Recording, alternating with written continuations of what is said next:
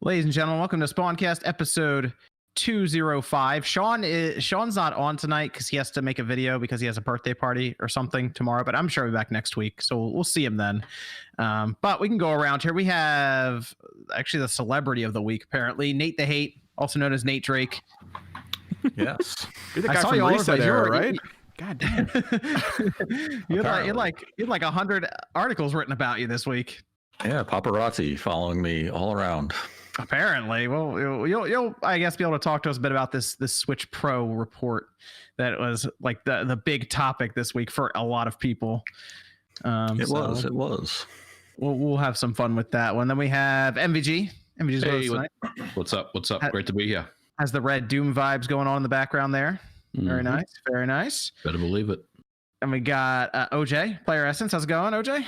It's going pretty good, man. I'm feeling really, really good and happy about this past week, man. Best week I've ever had. Having fun with Smash Brothers, I take it? I'm having an incredibly amount of fun. Is that even a word? Is that a sentence? Well, I'm having a lot of fun. I heard Click was having fun with Smash too. Miss Click's with us tonight. Mm-hmm. Hello, ladies. It's good to see you. Hello, chat. I love you too. To have Click here. And we got Jordan. What's going on? Glad to be here. That's a nice hoodie there, Jordan. It's really nice. I love it. It's so vibrant in person, like you can't believe it. I'm telling this camera does nothing. It's what great. Is that? Where can you get one of those? What is that? The Spawncast 200 all over print? Spawncast 200. I think it's only available until sometime in April. Evan, what's the website specifically you can purchase it at? It's I can probably link it in chat. It might actually be best if I link it in chat. It's down in the comments. Yeah, it's down in the description. Yeah, it's Teespring. Yeah, it's the Teespring Spawn, the Spawn Wave Media shop, but I'll link it in chat for you guys. There you go. It's really great. The material is a lot like crazy good. Like, yeah, it's legit, like really awesome. I was happy with it because I had another all over print hoodie, but it's almost like a stretchy, almost like plasticky feeling fabric, and I was kind of worried about this one, but no, it's nice. It's fabricy. Nice. Then we got Dreamcast guy Max with us tonight. How's it going? Very, very good. I just ordered my hoodie, so when I get it, I can't wait to be sporting it because Jordan, that looks great. Not to be shilling our own merch, but it's genuinely good merch. Oh yeah, it's very colorful. The hell you talking? Yo, that looks dope, man. That merch looks freaking amazing. We're all on it. We can shill it. Listen, we're gonna shill it. Evan spent so long making this. So long, okay? So much. If you love Evan, please buy the shirt. You don't have to love us. Just love Evan. Let me. No, I'm joking. We all love Evan. No, the black and white one looks good as well. The color one pops really well, but yeah. Both are good. Because the color is going to be black and white zipper as well. Yeah, the color is going to be limited. Yeah. I like that the black and white still feels great since the color is going away after like 4 months from release. Just because COVID was pushing stuff back for shipping, so I decided to extend the amount of time. Sure. Ooh. Very good. Very good. So we have some limited time for games we played. I know the big one this past like 2 weeks, was Bravely Default 2. I was trying to think of what else really dropped over the last 2 weeks other than DLC for Smash. Ghosts and Goblins. We didn't talk about that. That's a good point at the time, because I think when I talked about it, it was still under semi-embargo, I think. Mm-hmm. It wasn't out yet when you talked about it. No, I had it. I had it early. Yeah, I had it like a week early. It's like just you and Max had it. Yeah, and they had like some kind of preview embargo stuff on it that was kind of dicey. I wasn't sure on that, but all right, we can go over that in Bravely Default 2 before we get into the topics. Whoa! There's one other big game that came out this week. Oh gosh, what's the other one? It is. It's not my fault. No one else is playing 2? it. Shut up, Fringe. I don't know how you actually say the name of this game. Oh boy. I think it's. Go ahead. Gnosia. What? It's Gnosia. It's a visual novel imposter you game. Lost me. You already lost me. You could be making this up. I'm not making it up. It's like Virtue's Last Reward, but with Among Us mixed in. Oh, actually, wait. I remember that trailer. Yeah, it's like single player Among Us. It's a single player Among Us in the form of a visual novel, and it is a fantastic narrative experience. And it changes every time, or is it the same one time this week on Switch? It does change. It's like you kind of continually repeat the same sequence, but it continues to change as you play it. Nice.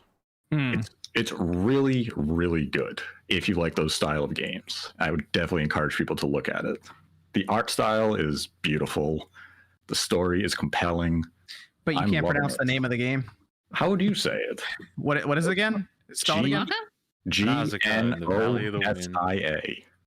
GNOSIA. GNO. What was it? I gotta look at it. Let me see what it looks like. SIA. Nosia? I have no idea. Eunosia. Yeah, I guess you could say Eunosia. Nosia? Yeah, we'll go with that. That's fine. That's fine. So what do we have with what was the other one? Outriders demo. We could talk on that real quick. Yeah, Did anybody? I didn't even hear about that. I played it. It actually has a lot of buzz around it. There's a lot of conversation. I played it as well. I think what happened is a lot of people seem mad at Destiny 2 right now. I've noticed the Destiny community is kind of quitting right now, and this popped up at the right time. So a lot of people are jumping over because it does feel like Square Enix's Destiny. Despite all the positive hype about it, I really don't like Outriders. I think it's going to be a game that comes out and is just forgotten about. Like that's what I'm kind of seeing right now, because they apparently, if you look at their marketing, I didn't realize this. They say it's not a live service game. No, it's but three-player you need to be co-op. connected to the internet. You need to be connected to the internet to play it. Yeah, I'll always online, even while playing single player. Three-player co-op, so it's 3-man teams, but there's 4 classes. It's yeah. So I don't know if we're like messing with the definition of live service stuff, but in my experience, when they first introduced it, it was always online style games like that. So I guess because it's always online, because like the whole world building type of thing, right? Like based on the difficulty. Like you can put on a hard difficulty. There's more enemies. Yeah. Like you put on the different types of world things. Like it's weird. It's like super weird. And I wish that it wasn't. It's like you have to sign in, and that's what I hated about it. It's like I got to sign into Square Enix, and you can't play unless you sign in. And like I had to do some type of QR code with my phone or something like that. That was the Diablo 3 thing though as well for a while. Like even if you played single player in Diablo 3, you had to be online. Yeah, years ago though.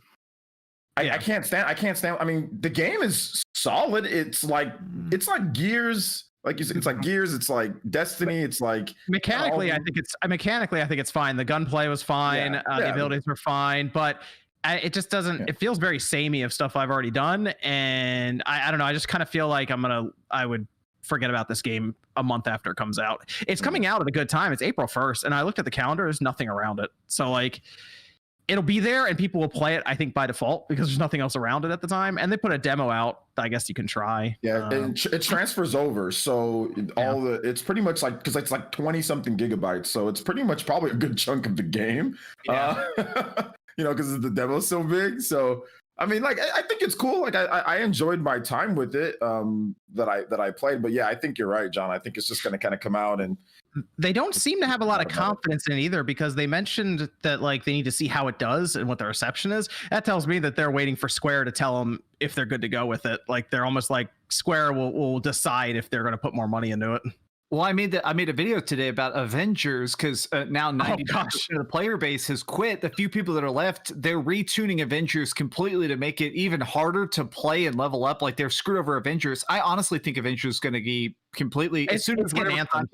Yeah, as soon as the contracts are up, I bet they had to pay a contract fee to Marvel. And as soon as that 1 year or whatever of required time of development is over, they're just going to can it. And I think they're looking at Outriders because same freaking parent company. Yep. I bet they're being like, all right, we're not going to throw $100 million at you until you have a solid launch. And then we'll keep throwing money at you.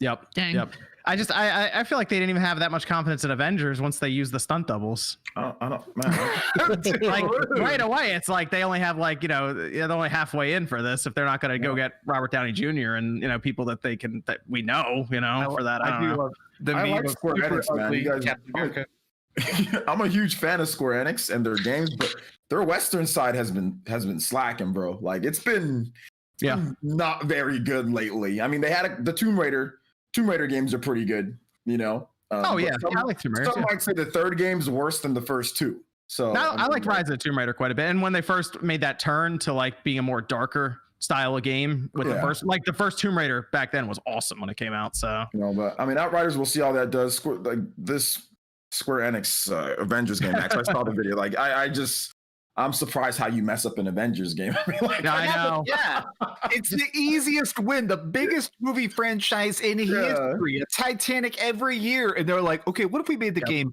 boring? Yeah, it's just like you got this little Marvel Ultimate Alliance game that's just a quick little pick up and play. It's fun. It's not hard to You got a bunch of power. Like, I don't understand how you messed that up, but man, they did. You just don't have the right people on your team, and you don't listen to the right people. They're good developers, though. That's Crystal Dynamics, so they're yeah, not but bad, who do they listen to is the question. Like, I think Blizzard has a lot of well-developed people and a really nice team, but who are they listening to on certain aspects? That Diablo 2 remake looks dope, though. It does. No, I'm not disagreeing. I got Vicarious on that. They'll take care of it. We're all playing that, right? We're all doing a Spawncast Diablo 2. I'm playing Diablo. Sure. Let's go. There's 8-player co-op in that game. I don't know if anybody's ever played Diablo 2. We could literally all play. Yeah, Now you have awesome. Yeah, and you can do cross play. You can cross? It was cross progression. It's not cross progression. Yeah. No, I'm not invited. So, well, we could do that. That'll be fun.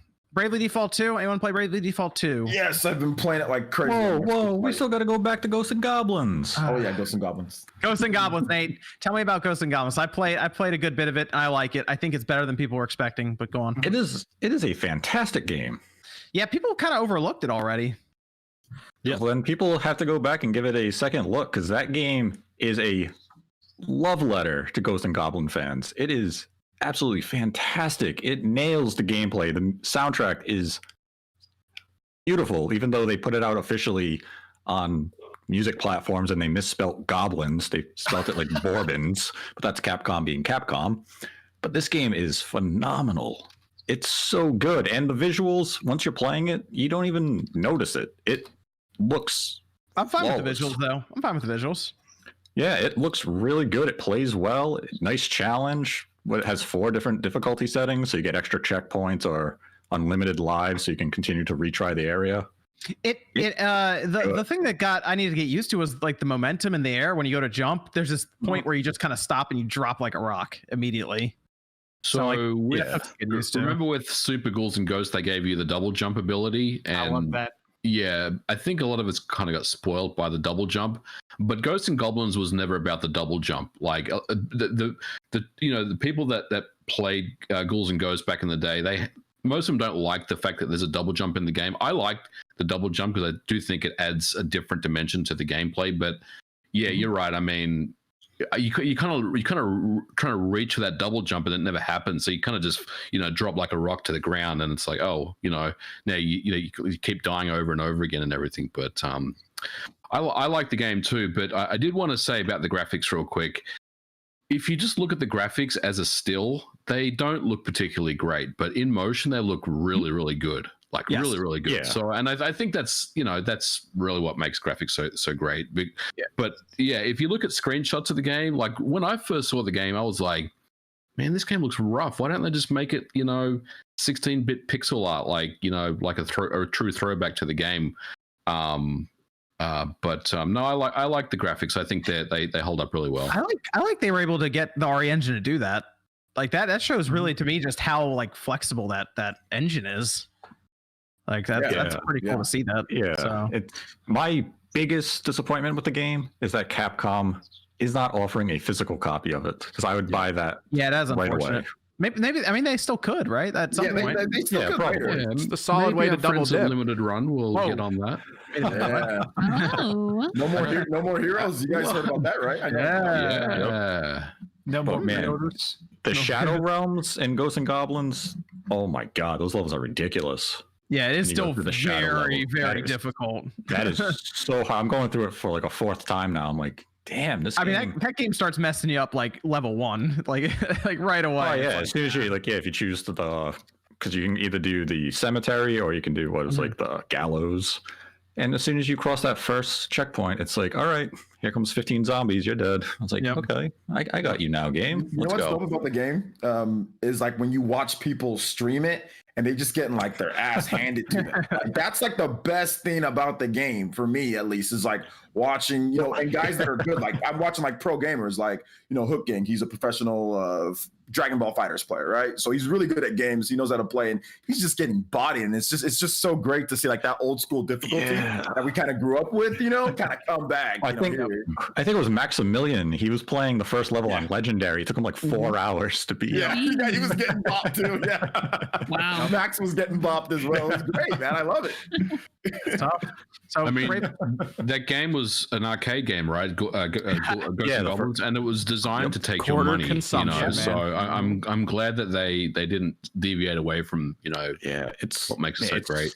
It's such a arcades. Let me just say that real quick. Through the arcades, all that. I grew up in the arcade era. That sucked because I was poor growing up. Like, true. Everything just to be able to play a few rounds, man. You got good at that one quarter. It was how far can I get with that one quarter? Exactly.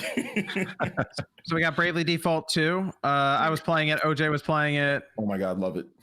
I don't know if anyone else is playing it. No. I played a little bit of the demo, and I like the demo. Okay. I'm enjoying it. I think I'm 16 hours in. It's like 16 hours and 10. Oh, wow. How's the story? John? Yeah, I just put it at the regular difficulty, whatever it was, and I just went through it. And it still has its moments where if you try to blast through a battle, and when you first get to an area, it will like get you to a point where it can actually like beat you in the battle. You don't even realize it. You're like, oh, because like it's still a Bravely Default system where you either borrow turns from the future or you bank turns for the future. And you know, I've been fine with the Bravely Default system when it was on the 3DS. I thought it was interesting. They're just kind of continuing it on here. And so far the story is getting better as they go around getting these crystals, because it looks like, at least from what I could tell, the locations they're going around to is a story of each character. Yeah. From what I'm gathering.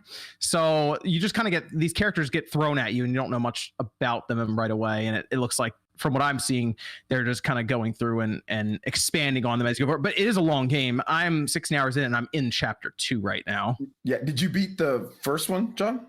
I beat the first one when it came out. I played about half of Bravely second. Okay, end layer. Okay, gotcha. Yep. So I liked the first one when it was out on the 3DS. I thought it was a fun, like, what do you call it? A portable RPG, I guess, at the time. And they've upped their game a little bit with the visuals here when it's on like your TV and everything.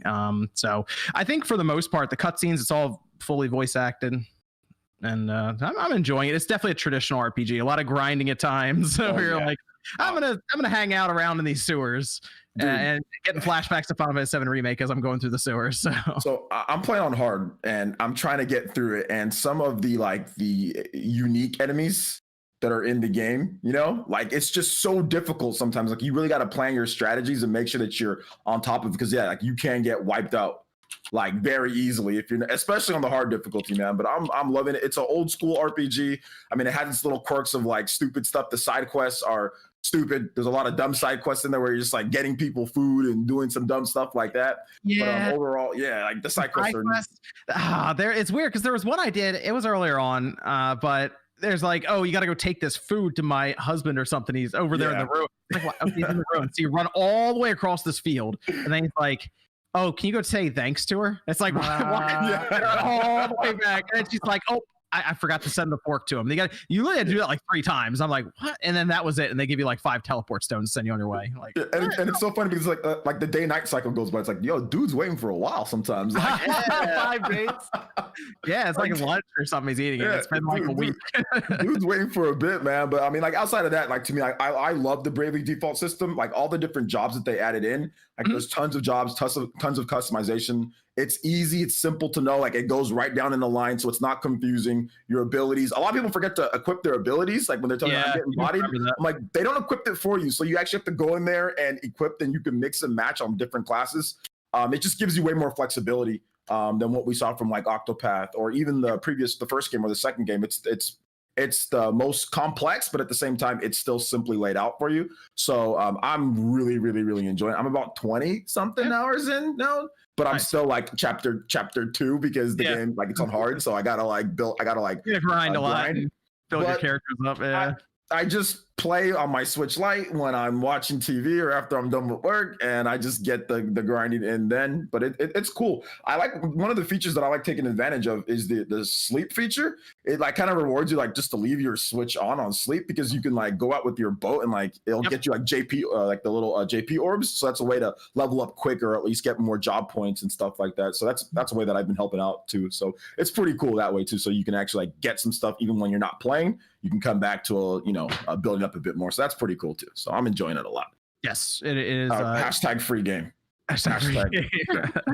Yes, it is. It's a lot of fun enjoying it. I'll keep playing it. I heard it's like 60 hours long. So Probably done. Yeah, before the end of March, hopefully I'm done with it because I heard there's optional bosses and other things. Yeah, 100%. It's like the previous games. It's 100 plus. Like for me, Bravely Default 1 was 140.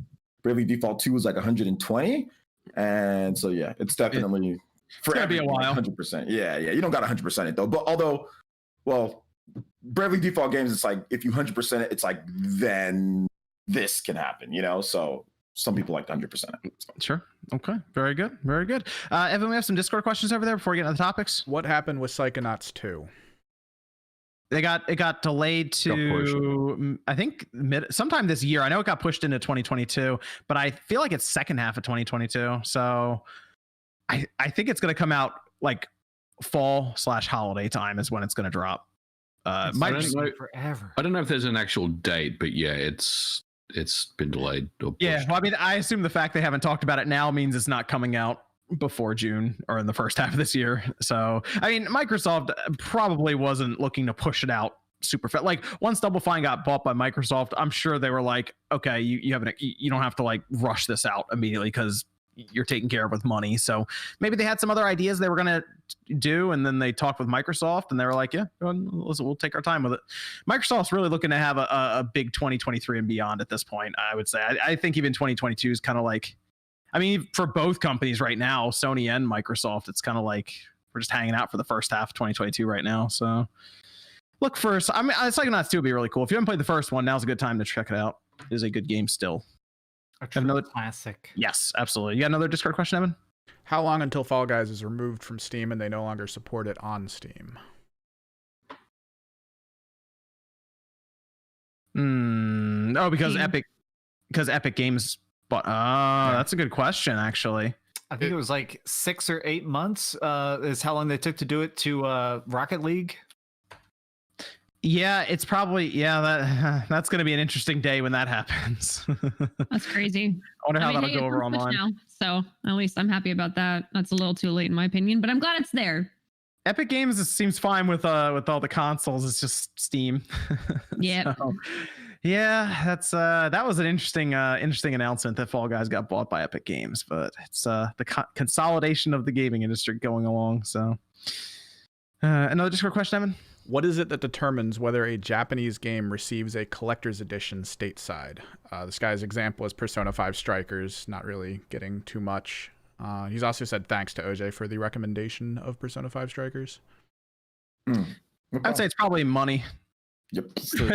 Marketing. It's up to the company, yeah. Yep. It's a publisher and money. Will we make our money back if we do all of this? If they feel that they can profit off of it and it'll be good, and shipping, how much it's going to cost like to ship the items, and they'll do it. A lot of that stuff might be made domestically, so it's way cheaper to just have it in Japan. Like Bravely Default 2, because of the delay, because of the pandemic, or because of all that, they didn't have a special edition. And Bravely Default games always have it, but they just combined like with the pandemic, with the delay, they're like, nope, no special edition.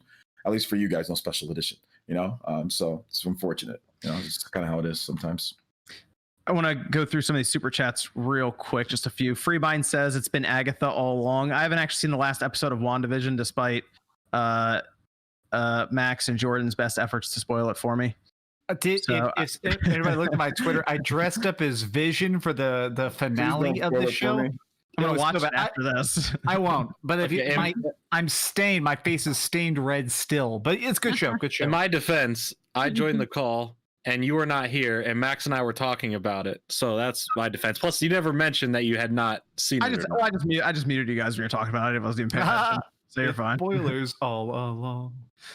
Tijo says, honestly, I think Nintendo should use a 1080p screen. It would make games not look like mud and use AI upscaling and allow 1080p screenshots. I also really don't think battery life would be an issue. We'll be talking about that soon.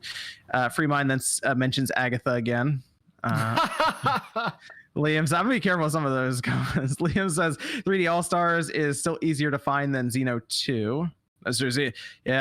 Xenoblade became pretty difficult to find now. Doesn't that get taken away this month? It does, but Nintendo printed way more of them than than Xenoblade 2. Xenoblade 2 barely got any print because it's not Xenoblade. It's not. But what's the hard date that they're cutting off the game? 31. Yep, March 31. All right, I'm gonna go to Best Buy that day, and if they have any copies, I'm like, hey, you gotta send them back. Burn them. Get them off the shelf. Get them off. This is a legal transaction that's happening. Skylar says, "Did everyone get a Spawncast shirt? I'm wearing mine right now." I think mine's in the mailbox. Actually, I might grab it before the episode's over. Wow. Free Mind says, "How many hot pockets can RGT eat 1 week?" The world may never know. Actually, we'll ask him next week. I think he mentioned that on a previous show that he doesn't like hot pockets, but at least 7. If he wanted to, I bet he could probably eat. We'll speak for him. Yes. Yeah. We'll ask him. 7 a day. Ross says, "MVG, if I want to learn how to make my own game engines and games from scratch, besides C++, what languages, frameworks, and tools should I learn?" Besides C++, I mean, I think C++ is definitely, what you want to target.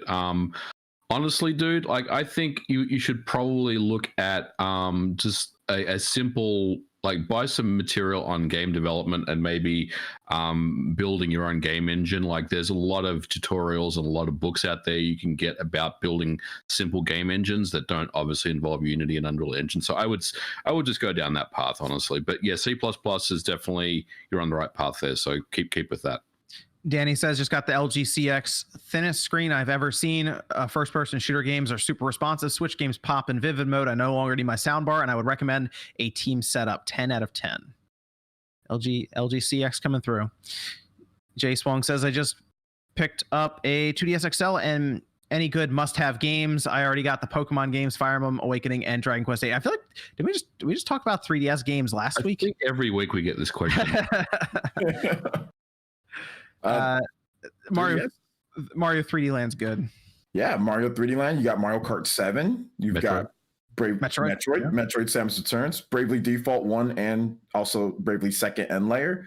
There's quite a number of pretty good games on there. Kingdom Hearts Dream Drop Distance, if you don't already have it on the other systems. There's some other smaller games.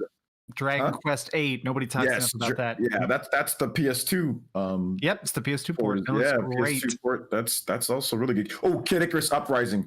Yeah, that game's really good. Kid Icarus Uprising. That's really, if the controls weren't jacked, it'd be like the greatest game ever. But the controls are kind of weird to get used to. Hey, just port it to the Switch. You're fine. Bro, move it over. But they got to stop working on Sakurai. People need to stop asking for Fighters Pass characters. So this man, you know what? You're right. He's going to cut it off right now. We'll never get those last 2 fighters. And else. I had people. Was it yesterday? I had people already asking me what characters you want for the next Smash game. We still have 2 characters left. Nintendo characters. Let's go with Nintendo characters. What are they? I was like, Doom Guy and Master Chief. Master Chief has to be the last one. Just let it be Master Chief. Let's go on a high note. Yeah. And then Ready Player One asks, if Nintendo asked you to give up one Smash Ultimate character for rollback netcode, which character would you pick? What? Get rid of? Give up. Only one? You made this super easy. Can we get rid of Dr. Mario? Get rid of an Echo. Like, you can get rid of just any Echo. You can get rid of Daisy. You can get rid of, Dr. Mario's not really an Echo, but you can get rid of Daisy. You've gone too far, OJ.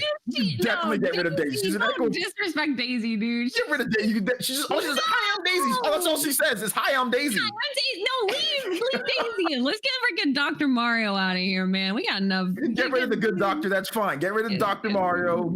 Although you're had my high. Hiring doctors during a pandemic? My God. I know. How dare you? Just make him a skin for regular Mario. There you go. It's just Mario in an outfit. You can get rid of Dark Pit. You get rid of Dark Pit. Get rid of Spipey. Yep, get rid of him. Yep. No need for him to be in there. So yeah, there's a lot of characters to get rid of. Let's move over to the Switch Pro talk, because this was everywhere this past week after Bloomberg posted an article. This was Takashi Machizuki, who's been with us since like before the Switch came out. I feel like he's been covering the Switch since it was like the NX and everyone was trying to figure out what the Switch was going to be. And then even after that, he was putting out, I feel like, report after report. Like every week we got a new report from him leading up to the Switch's release, just about different things that were going to happen with it. But this most recent report seems to come from, I'm going to say it's probably someone in manufacturing for these OLED displays. And I would assume he's probably seen some kind of order or something from Nintendo to Samsung for OLED displays in like large quantities. So it appears that Nintendo is gearing up to manufacture, I guess, and release this thing within this fiscal year is what I would assume. If they're going into production in June or July, there is a lot of thought about it coming out this year. And I think it could be a very interesting holiday if they get this out. OLED display, 720p, 4K output through the dock, it looks like. And that's kind of all we know right now. So what's everyone's take on the Switch Pro stuff? Because there was a lot to go over this past week with it. I mean, it sounds good. I need to see it at this point. You see it. See it. I mean, it boosts. The biggest problem I have with my Nintendo Switch right now, as somebody that loves my Nintendo Switch, I've got like probably 100 Nintendo Switch games. The biggest problems I've had is load times and resolution. I feel like I wish things were a little bit faster, but this sounds like it's going to very much fix the resolution issue. Like I play mine mostly docked now. I play 99% docked. I've always been mostly a docked pro. So that being boosted, I mean, this sounds great. Yeah, the idea of it getting 4K output is very interesting to a lot of people, and it sounds more and more like they would do some sort of upscaling technique through AI like DLSS. That's something Nate's mentioned on the message boards. I've seen a lot of articles written about it. All right, and we even had a talk earlier today about that, right, Nate?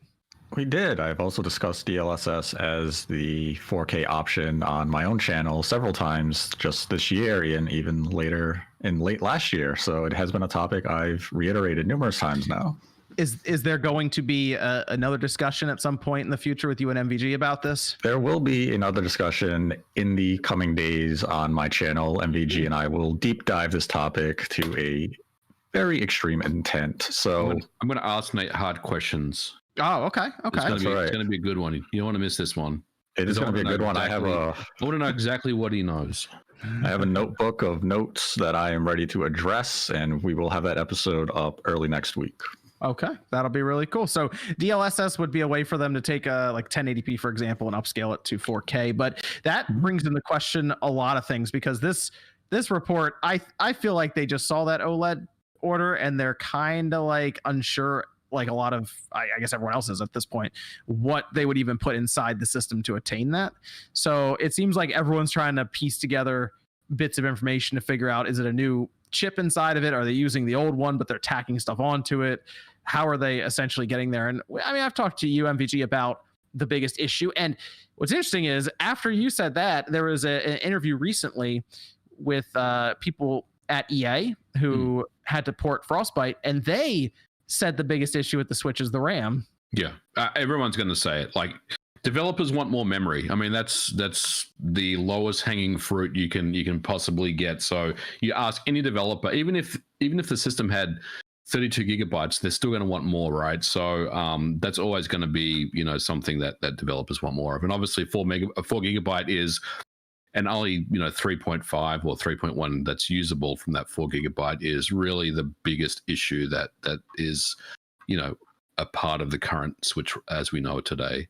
Right, because you've overclocked the Switch like constantly on your channel trying to get certain games to run better, and you seem to run into this bottleneck, and it seems to be the memory bandwidth and the RAM itself that's causing it. Yes, I mean, some games perform well with overclocking, but a lot of them don't, and it's not because higher CPUs frequencies don't matter. They do matter. It's just the bottleneck is around other areas, and it's usually around RAM. So going back to the specs and the Bloomberg article, it's kind of in line with my expectations. Like, I think that if they do have a 720p handheld Switch, that makes sense to me. I mean, I don't know what the consensus was, but I did read some people on Twitter saying that they were a little confused as to why it wouldn't be 1080p.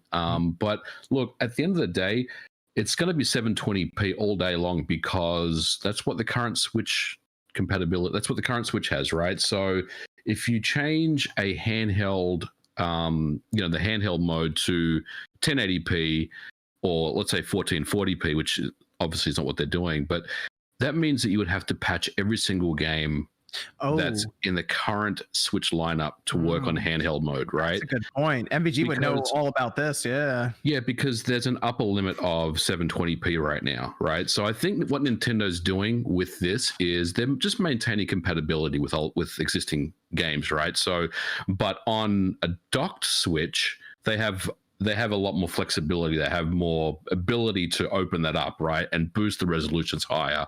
So I think for me, when I saw 720p, it wasn't a huge surprise.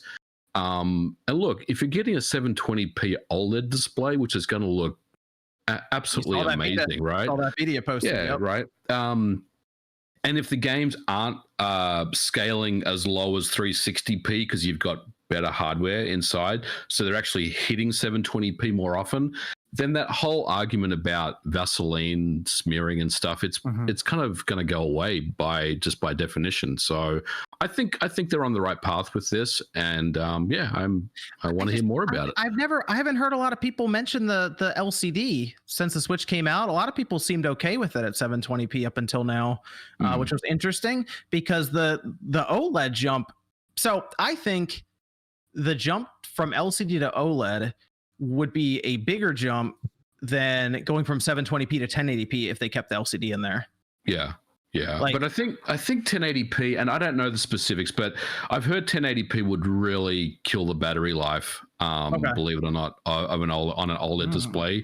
Like I've read some articles about it, read some reports about it. I mean, people will always will argue with you and say, well, my cell phone does, 4K HDR or something. But look, this is not a cell phone. This is a gaming handheld. So, and Nintendo wants to maximize the battery life. They want to get as much battery life as they can, right? They don't want to cut battery life in half, right? They don't want a 2-hour experience. They want the same 4 or 5+ hour experience that you currently get. So I think, they're look, are they playing it safe? Yes, absolutely. I mean, could they push this further?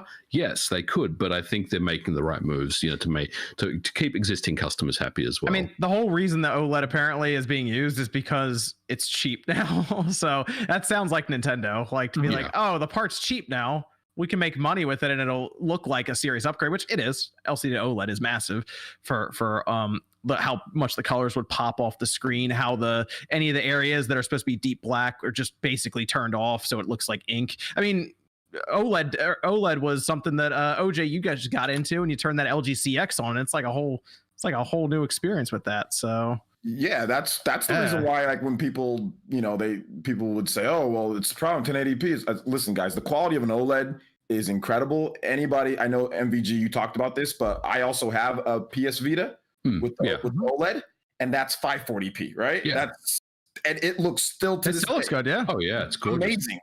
It still looks great. So if you're bumping it up to 720 plus the newer tech and the stronger system, you're not worried about 720p or 1080p when you get better battery life, and the quality of the screen is that good on something the size of it. So it's not really a 1-to-1 with the cell phone, because even like the current Switch right now, like there's some games that look great on the LCD, and that's an LCD screen. So as long as the resolution is there. So to me, I didn't worry about it because it's more about when you actually, see it and like the build quality of it and everything. So yeah, that's my thought on it, at least from what we know. I'm going to take a minute to recognize Jake Randall in the chat there, had the super chat saying, I love you guys. Hi, I'm going back to lurking now. Good to see Jake coming out. What's up, Jake? For the podcast. Hi, Jake. Love you guys. That man has given more PS5s to the people than any scalper on the planet. Like, props to Jake. Jake 2024.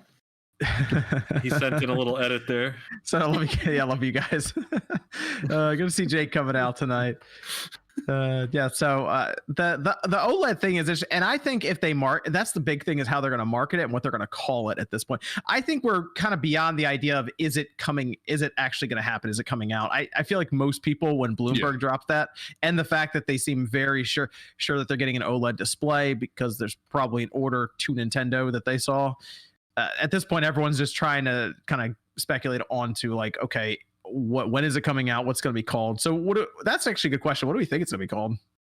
I do think it's going to be called the Super Nintendo Switch. I like that idea. That's a cool idea, but it's Nintendo, and they'll probably just call it the Switch Plus. I think they're going to call it the new Nintendo Switch. Nintendo Switch, yeah. Switch that's a good one up. too.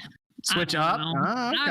I'm just That's throwing good, too. names out. Listen, they brought back the light, so What about XL. Switcheroo? Switch XL. They brought back the light for the small Switch one. XL. Okay, yeah. Go I'm bigger. gonna have to go with Switch XL or like Switch Advance. I think they might Switch call it. Plus. Ooh, Switch Yeah. Advance. Yeah, I SP. think they might bring back that Game Boy Advance type of line, or for some Which- stupid reason.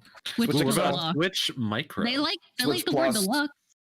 I think they're gonna go something simple. It's a new marketing team. You know, like the people that made the Yeah. new Nintendo Switch. That all those people are pretty much gone. That made that Yeah. name and that marketing line. Even in Japan too, they've kind of been redirected and moved over. And here in America, same thing. So I think it's gonna be something different from what they did. They went simple with the Switch Lite. I mean, I think Jordan, you call that right? Yeah, I called them bringing back the term light. So I mean, why not XL, Deluxe? I don't know. They call it whatever. It's still Man, a gonna lot of sell. guesses in the chat. Switch Ultra. As long as they don't call it Power. Switch U, then we're fine. Something simple. True. Switch U. That sounds good. What are you talking about? You can go wrong. I'm sure it'll do well. There will be no confusion at stores. It's like, oh, it's a new console, or is it an add-on? I don't know what's happening. Is it an add-on for my Switch Lite? Switch Do I just U buy the Lite? dock? Do I take one Switch and one Switch Lite, and now I have a Switch U? How does this conversion work? Oh, that's the other thing. I mentioned a dock. We talked about this a little bit earlier, Nate, because I don't want to have to get a new dock because I have 3 of them. They're already set up and all of this. But it is interesting to think that the dock currently wouldn't be able to do like 4K 60. It's HDMI 1.4. So they would have to move up to HDMI 2.0 most likely to do something like 4K 60. I I'd be think fine you'll with need a that. new dock. You think they're going to do a new dock? I think you'll need a new dock. Yeah. 100%. I Also, only this have one doesn't. so. You only have one. Oh, I just got the Yeah. Mario Red one. Yeah, I got the. I'm so So happy did I. about the red one. Oh, look at you guys. So fancy. I'm reshelling it. I'm reshelling it if I can. I'm putting in this red one. I've got 2 docks. So that's going to be interesting when they try to like. How are they going to market that? Is it going to say something new on the front? Switch Pro dock or Switch? Interesting. Also, that would give them the ability to drop HDR in there while they're at it. Because like, why not drop HDR in? Give me a Zelda edition with the new one. I think they'll get I your want. Zelda edition. Oh, that's the other thing. They're gonna. You figure they would. All right. So I wonder if they would hold this off to launch it next to something that's like. All right. So the Switch Lite came out, and it came out on the same day that Link's Awakening came out. Yeah, Link's Awakening. Yeah. Oh yeah. I think they will. I think Or they'll the launch it with like Pokemon. Zelda or something. Like I think they'll launch it with the big game. Yeah, So- and then they did a special Pokemon one. I think this year we're gonna get a Diamond and Pearl special Switch Lite for Yep. Pokemon, Okay. and then okay. for Arceus and for Zelda, I think we'll both get special Switch Pro editions. So Mm, I mm. am a little concerned about the Breath of the Wild 2 stuff for this holiday. I'm starting to get concerned about it. Oh, we, I don't know because I've been trying to figure out what else they would release this holiday. Mario Kart 9's come up. That would be an interesting one to drop next to it. I don't know. Brett- Mario Kart 9 and Zelda Breath of the Wild. Well, Breath of the Oh, Wild I 2, think- I think good question. could possibly come out at the beginning of next year. I think okay. Breath of the Wild's next year. Yeah. I think we're just getting a big Zelda collection. I still think I think the rumor that they're going to do a package together, Wind Waker HD and Twilight Princess HD for $60 because they're already done. People may not. If you didn't own a Wii U, the versions they made for Wii U are already perfect. 100%, they're perfect. If they could just put those on Switch, people would be happy. I think we're getting that this holiday. What do you think? What do you think, Nate? How do you think they launch this? They got to put it next to a game, don't they? Yeah, They'll launch it next to a game, but they kind of have a lot of flexibility as to what game they want to launch it next to, especially if we operate under the idea that this launches, let's say, early next year. They could launch it with potentially Breath of the Wild 2 if the timing makes sense. They could also launch it with Pokemon if the timing makes sense. That's a good point. or something else. Or something else. It's all about, it really comes down to the timing of the actual device itself and what software that they have ready. We simply don't know the state of Breath of the Wild 2 right now. We haven't been given an update on this game's development since the original trailer now 2.5 years. The only game that we actually have an idea of a 2022 release date at this point is Pokemon, where they said early 2022. So if that's first, if that game comes out before Breath of the Wild 2, you probably launch the Pro alongside that. Oh, Splatoon 3. Splatoon 3 is a good one. Oh baby. That'll be that's coming. You think that'll be out first half next year too? Then Splatoon 3. I think they'll be right around maybe summer. I would think by summer. summer Yeah. before It's by usually summer. a July Drop it title. in June. Drop it in June. June or July. May, somewhere between May and July. But honestly, yeah, Splatoon is like by far like one of the prettiest games on the Switch in general. I think it would make great use out of the new one. I think maybe you drop Breath of the Wild 2 in that March month. Just put it right up there alongside of like when the first Breath of the Wild came out. It's a 5-year, so yeah, do that.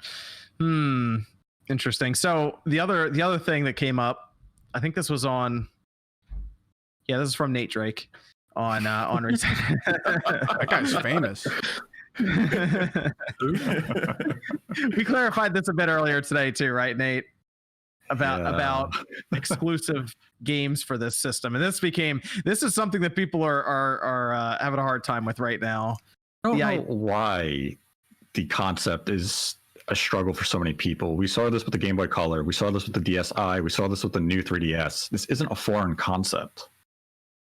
This is kind of routine.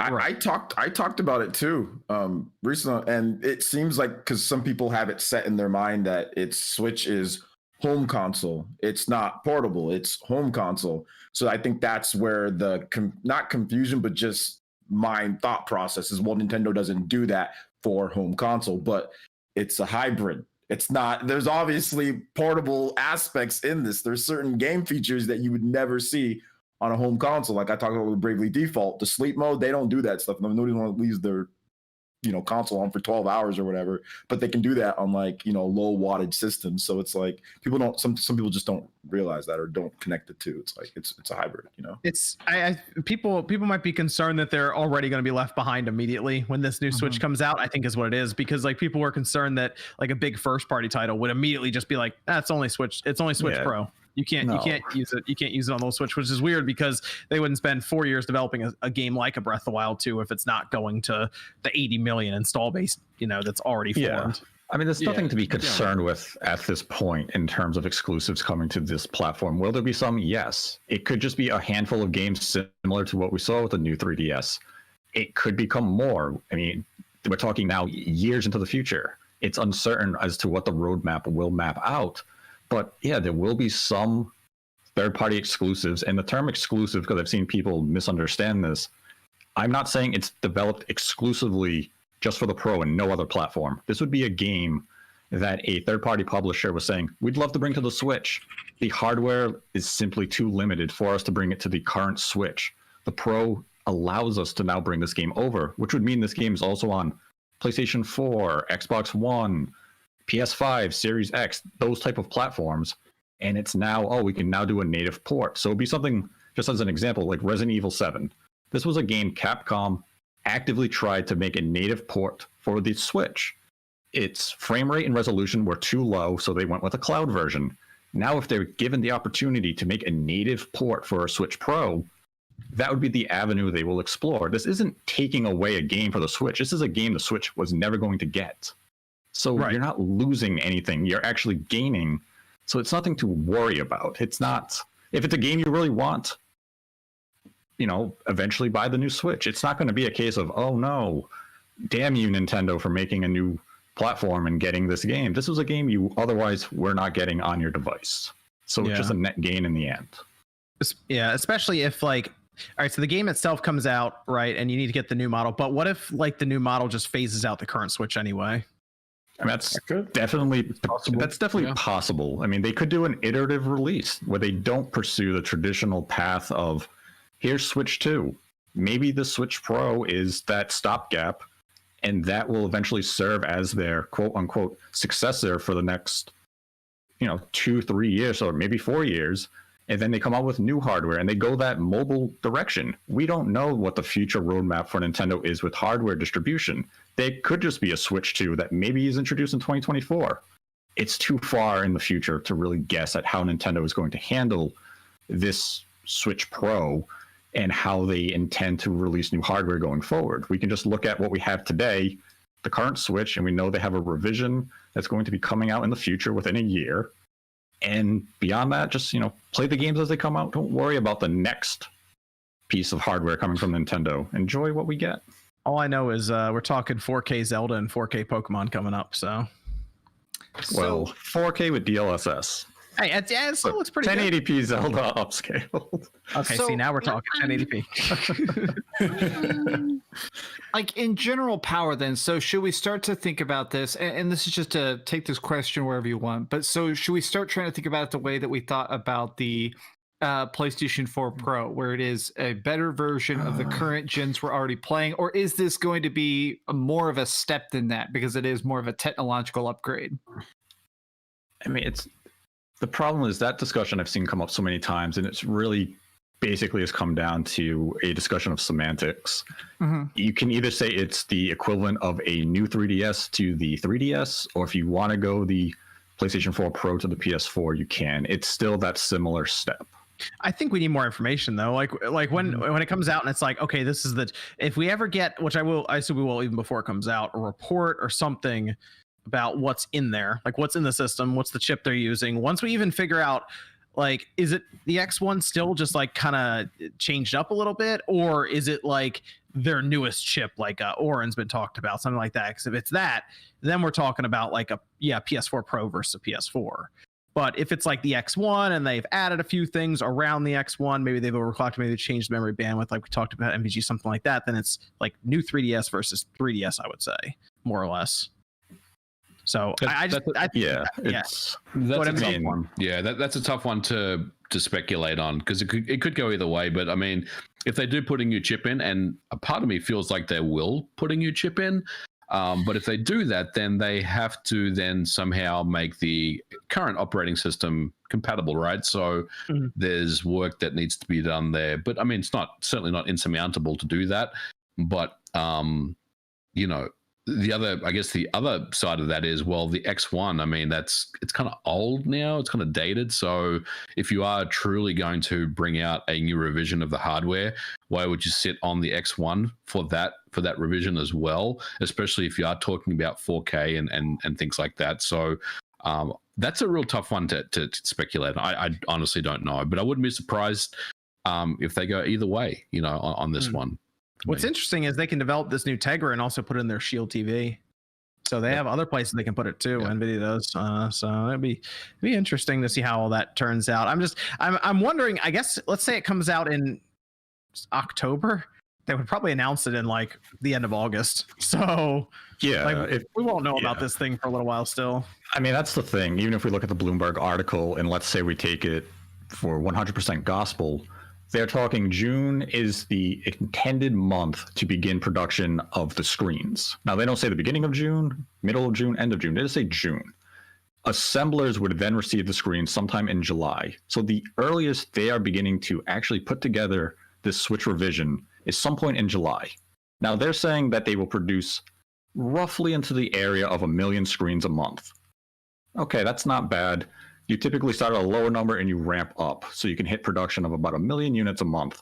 So at the absolute earliest, if they wanted to launch, let's say October, you'd maybe have 1.5 million to 2 million units for a worldwide launch.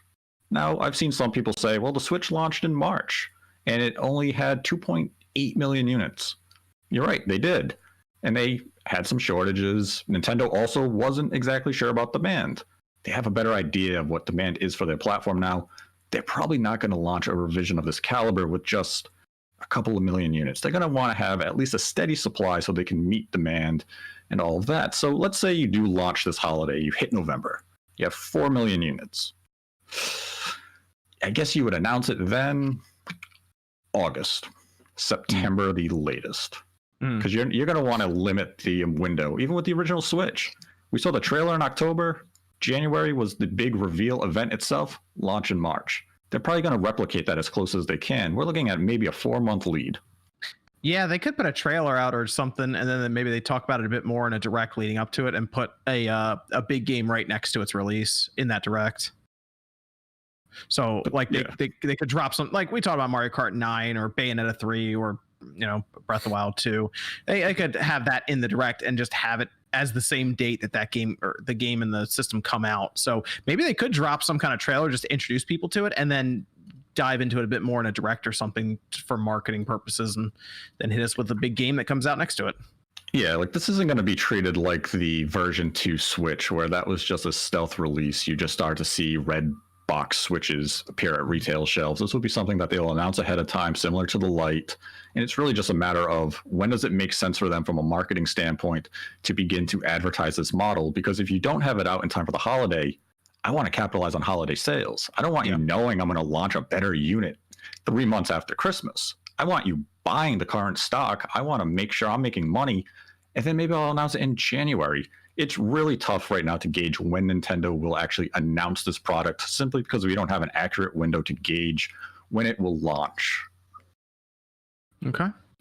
Very good. So looking forward to hopefully finding out more information. Maybe some reports come out or some other stuff. So remember the Switch Lite factory leak that none of us really could fully tell. The one, it was a Chinese like Instagram post with a rainbow on it, and it was just the back of it. Yeah, it was real, totally real. So do you think we may get another one of those? Another here's the Switch Pro leak. As soon as it was very, as soon as it hits like manufacturing though, it's gonna leak out. Like it happened with the PS5 and it happened with the Switch Lite, and we saw the Series X leak out when someone just put it on their carpet and took a picture of it. Yeah, so the big old cube in there. That controlled leak, yes. Yeah, the controlled leak. Somewhere Rand is yelling at the screen. I just said that if Rand's in the chat. It was so basically once it gets on the conveyor belts assembly line, then someone will take a picture and post it. So it'll happen. Let's see. We have any other Discord questions, Evan? Yeah, we still got a few. Since the Switch revision is all but confirmed at this point, how long until the Switch All Pro, the revision of the revision rumors start? Oh my god. Well, that's when next gen would start. So I think next gen they'll start talking about that probably in like 2023. Switch All Pro? It's like NFL or something. Like you made the All Pro NFL team? Like what? I hope they just stick with the hybrid model, because there was I think Furukawa talked a little bit about looking even to do more innovation with the system, and that concerns me sometimes with some of the weird stuff they could do with the system when they have the model figured out right now. Hopefully they don't get too crazy with it.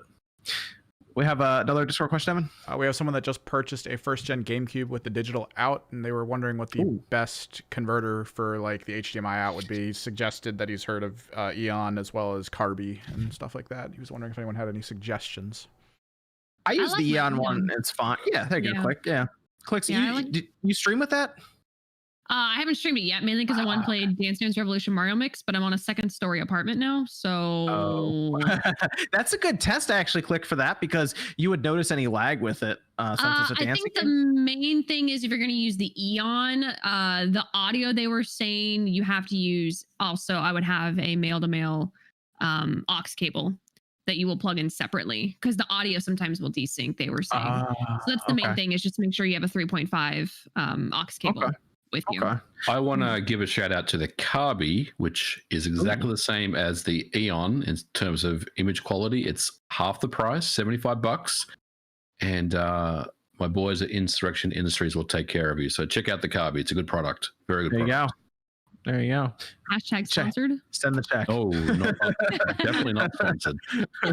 No, I haven't checked that one out yet, just because I had the Eon. I haven't thought to. The only difference is the Eon's got the two outs, which is really great for streaming. So you can like have one going into a CRT and then one going into your streaming device. The Carby only has one output, and that's why it's cheaper. That's something they added recently too. That wasn't in the first run. It'll actually use the Wii AV cables, which is interesting. You plug that into the side, then you have HDMI on the other. So that's a cool feature to have that. Really cute packaging too. I love the packaging. It's like a little GameCube. Really AV. We have another Discord question, Evan. How long until Nintendo's handhelds eventually get the key improvements that the current home console generation has received, such as ray tracing, instant load times, and AI upscaling?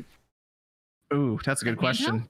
Maybe next gen. I've really been raving for the AI upscaling. That's been the one I've been like champion for the whole time. Come on. Maybe it depends on what NVIDIA does with the Tegra, but maybe next gen. I mean, then we'd be talking like 2020, early 2024, maybe for another, like their next Switch if they launch in March again. I mean, and I'm not speculating anything, but we've seen the Series S has some form of ray tracing. And we kind of didn't believe that it was possible. We just kind of felt like it was a soft feature that they would never actually incorporate. So anything's possible, honestly. I mean, why couldn't they have some limited form of ray tracing in the next Switch revision? I'm not saying they will, because I mean, that's not something that's been talked about, but like, why couldn't they start thinking about those things? I think it's anything's possible. I think NVIDIA has become very, very interested in the Tegra for home consumer use all over again, compared to them that Tegra was going to basically disappear from living rooms there for a minute, and it was just going to be self-driving car development. But I'm telling you, the Switch all of a sudden took off, and NVIDIA is looking around a bit more, I think. So you never know. That's a good point, NVIDIA. They could maybe look more into building out the Tegra some for consumer use with games and media. We got another Discord question before I go over some of the super chats. Then we'll talk about some of the stuff with Microsoft and Bethesda. So that came back up again. Yeah, last one. We got a guy starting his PSP collection. He was wondering if we had any suggestions. He already has Monster Hunter Freedom Unite, but he's looking at Peace Walker, Persona 3, and Crisis Core. Crisis Core, yes, Crisis Core. All right, good. PSP. PSP. Yeah, I think it's classic man. PSP too. Like I don't think it's that's like that has a goat collection on there. Where do you start? There's so much. I'd say so. I have over 100 PSP games. Seriously, those games are super cheap though. Get into PSP collecting. I definitely say Third Birthday. A lot of people don't know that there was a final Parasite Eve game. Very interesting. Lost Story, or sorry, what is it? Last Hero. What is it? Gungnir. Gungnir is basically like a 200-hour long tactical RPG. Peace Walker is great though. Jean d'Arc. Jean d'Arc's good. Jean d'Arc. Every Extend Extra. It's by the guy who did Rez. It's super good. The God of War games. Chains of Olympus. Yeah, there's some great games on the Vita. They had Madden on there, right? It's a PSP, not Vita, right? PSP, yeah. PSP. Yeah, it sounds like it's just a PSP. Fantasy standard. Star. Yep. Oh yeah, the Grand Theft Auto. Both the Grand Theft Auto games are great. Those are good. Yeah. Yep. It was weird because that was like Grand Theft Auto actually portable. It was a very strange thing to see. I actually really liked before back. I stopped playing, but there's the Tekken game that's on the PSP as well. That's a ton of fun to play. Like this was before obviously we got Switch and other stuff, but portable, having like a PS2 being like in your hand and playing a Tekken game was pretty incredible back when I first played it. So like the fighting games on there are pretty dope for PSP. Sturgis Cerberus. You can also collect UMDs for movies. Let's not do that. No, do it. They're great.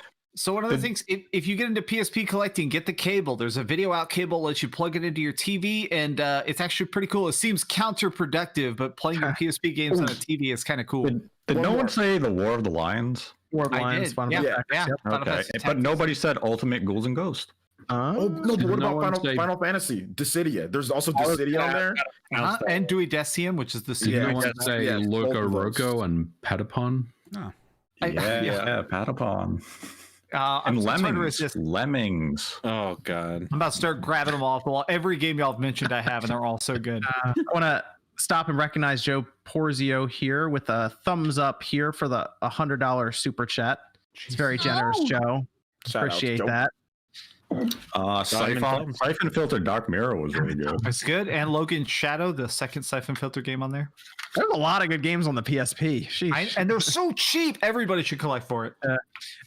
Let me go through some of these other super chats here. Veluxian says something about watching the Spawncast in the shower is extra rejuvenating. Oh my god, I dropped them. Joan says John is reading this in the same tone I complained about last week. See, he's doing it right now. Pokemon is cool, but where's Monster Rancher remake? They did a Monster Rancher game, and it's a re-release of like the PS1 game or something. Yeah, the problem they did is you can't. They can't use the disc anymore. That was the big thing about Monster Rancher, right? Is that you would put a disc in, whereas this time they use just codes. You just have like 3-letter codes. So I don't know. That was a little weird. Monster Rancher is like, I'm not even sure. Is it like people still like watching that? I think it's like a super niche. It's probably very meme oriented at this point. Yeah. There's like 4 hipsters who just got offended. I watched, you know what? I've seen every episode. I used to watch it back in the day. I like Monster Rancher. It's just I just didn't like the games never just really all 9 episodes. Yeah. Like I know there's maybe Digimon Survive. That's coming. That was supposed to come out last year. Yeah, that game kind of disappeared recently. Yeah, then it's kind of been disappearing. So maybe Digimon Survive might be up your alley. You know, Digimon's on a big rise up right now. So yeah. Okay. Digimon. There you go. There you go. T-Joe says, as much as fun as I'm having with Pyra, if I've done everything there is to do in a fighting game and don't play online or if PlayStation Plus, etc., what's the point of buying DLC characters? I've done everything there is in a fighting game and don't play. Oh, what's the point in buying DLC characters? Well, they come out like if you've done everything, like let's say like you get like the spirit boards, right? Mm-hmm. And if you don't play online, then yeah, there's not really much. That's what a fighting game is about. The fighting game is about competition, you know? Right. So like if you don't care about competition, then there's not any point. But what I would say is that maybe mindset wise, start caring a little bit more, and then you'd get more value out of a fighting game. Because like, you know, back in the day, the arcade days, there wasn't anywhere near as much content as these fighting games come with. It was like versus multiplayer and options. Yeah. Like that was change the sound like Street Fighter 2 back in the day. There was barely anything, you know, and now we got way more stuff. So I would say maybe you might want to get into more competitive play, you know? Mm-hmm. And then this is from Jalen says, as someone who uses a lot of heavy characters, Pyra feels so satisfying to use. She's a really good mix. Honestly, it's really satisfying. Andrew says PVM just came in the mail. What are the most visually stunning NES, SNES, and GBA games to test out? I mean, make sure you get those RGB modded first. Like, how are you going to RGB mod a GBA game? Like, it's a little weird, but yeah, I mean, you're going to have great experience with a PVM. So just enjoy it, put anything on and start playing. Visually, I mean, Golden Sun's awesome on the Game Boy Advance. It's very colorful, and when you get in the battles, they kind of do that 3D effect sort of to it. And Super Nintendo games, best visually stunning. I mean, people say like Star Fox used like the faux 3D visuals. Star Fox, man, remember Star Fox back in the day when you first saw that? Yeah, I was trying to explain it to people, and I couldn't explain it correctly. I was like, this is nuts. Visually, I actually like Super Mario RPG a lot too. Visually, yeah, Super Mario RPG, yeah. The Super NES, I would probably point to some of the Capcom 2D platformers. Just beautiful graphics. Mega Man X3, right? Yeah, Mega Man games. Yep. Yeah, Mega Man was great. You guys remember the what's that game? Did you guys ever play? Clay Fighter? Was that's a 64? Was that on? They had that on the Super Nintendo. It started its life on the Super NES and Genesis. Clay Fighter. Yeah, and then like Balls 3D. I don't remember if you guys remember that one. Like it sounds weird now, but back then we were like, "Yo, look at this 3D fighting game like on there." So that was kind of interesting. Chrono Trigger looked so good that the first time I saw it, I thought it was a Nintendo 64 game because they were talking about the Nintendo 64 everywhere, and then I saw this game that looked that good, and I was like, "Oh, these Nintendo 64 graphics are amazing." Oh man, I remember when we were arguing back in the day with the Sonic because how fast they moved, like the Sonic moved. There was this it was this unicycle game on the Super Nintendo that came out. Uniracers. And everyone was like, "Look how fast this is going!" It's the Super Nintendo could definitely have Sonic on it because it has Uniracers. It's like you used to do tricks like there would be like a loop and you can race back and forth. Me and my brother, we rented that game so many times. We loved it. Uniracers is a great game. And this is Cringe Lord says just ordered my shirt, definitely worth it. Troy says I'm here for OJ and Microsoft talk. Xbox is the best box. But is he on tonight? Am I on? Is that I gotta pay $5, right? How much did he give you? $2.99. Well, I ain't answering. Sorry, Troy. Oh boy. Free Mind says the Switch Pro does not and will not ever exist. You hear that, Nate? Hearing that? clip it, and then we'll call him out when it happens. Oh, right. Screenshot tool. Wow. Yeah, start just to be petty. Start when they reveal it. You can just start with that and be like, "Oh, it never exists." Anyways, today we're talking about the Switch Pro. Liam says, "John Robert Downey Jr. got $4 million on Endgame. No way." Oh, was Square? Yeah, that's true. Square probably wouldn't pay that kind of money. That's why they went stunt doubles to then pay them. But I think that really, took people out of the game when they saw that. Honestly, I think the biggest thing that hurt it, and I'm dead serious, the lack of Spider-Man Day One. I think if Spider-Man had been on there, I think they would have got it. Spider-Man sold so much on the PlayStation, and the sales data actually showed that Avengers sold best on PlayStation. If they'd had Spider-Man right there, and he was actually part of the story, I think that would have helped it. I think I think even more than that, I think people could have got past the initial roster, the new looks of these off-brand characters, is if the gameplay was actually worth it. If the gameplay offered you something exciting to feel like these heroes rather than repetitive button pushing, going through the same maps to level up BS, the game would have been great. But no, they had to go the route of every other game trying to cash in. That game, let me be clear, that game is not to, hey, we're here for the fans of Marvel. No, that game is to cash in on any idiot who loves Marvel so much they'll buy anything that says Marvel on it. Yeah, that's it. They do it with They do it with everything. You can say that with Pokemon. I've done it with Pokemon. Absolutely. Who hasn't been? But it's you have to recognize when that happens, and that's all that game is. It's the live service. It's the live. Even if the game was the quality of like a Marvel Ultimate Alliance 3, like that's like a low 70s game, I think people would have been like, okay, well at least it's a single player game. I can just hop in multiplayer if I want to. I don't got to worry about live service repetitive fighting over. Like they have their little things. Like it's just. That's the biggest problem is this. It's if the game was just better and the live service was ripped out of it, even if it wasn't super AAA, man, I think it would have been just significantly better. But the live service, the way that you program and design a game for it, ruined it, man. Jordan, I'm 100% with you on that. Mm-hmm. And I tried to like it, guys. I think most of us played it, right? I put 55 hours into it. Yeah, I really tried. 55? I put more hours than that into it. There was things to like, but yeah, the core shit just didn't work out. Yeah. And this is from Richie saying, Nate, break my heart if you have to. Is Metroid Prime trilogy coming? Also, what's up, OJ? Love you all, guys. Love all you guys. Man. One day, yes. Okay, there you go. One day. Saying there's a chance. There's been a chance for a long time now. For a long time. I hope when that game releases, like we get like the date that they uploaded or something to the server, and it's like 2 years ago. Yeah. That'd be really weird. But I mean, yeah, that would be. Symphonic Balance says, I'm a fan of Super Nintendo Switch instead of Pro. Sounds better on the tongue and is a nice homage to the Super Nintendo. I agree. I think that would be cool. If they make it that, I better get a $4 paycheck or something. $4. That's all. $4. Look, man, I got low standard. I'm a cheap whore. I don't care. $4. Alejandro says, cheers from Mexico. Love all the content of Spawncast. Thanks, MVG, for Series S review. I bought it, and I'm really enjoying the back compatibility and load speeds.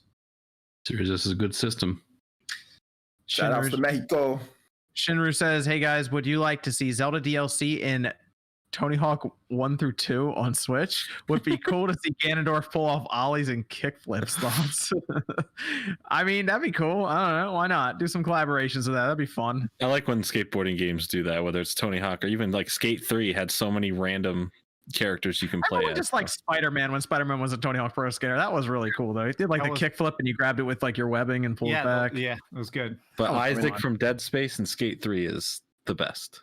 Yeah, they can do something like that. I was crossing up like Dwayne Wade in like Mario or NBA Street or something like that. So I mean, like, funny. No, I would like Ganondorf to see his cape, flapping in the wind. That'd be pretty cool. Henry says, out of the 511 comments last time, for Austin, apart for Austin,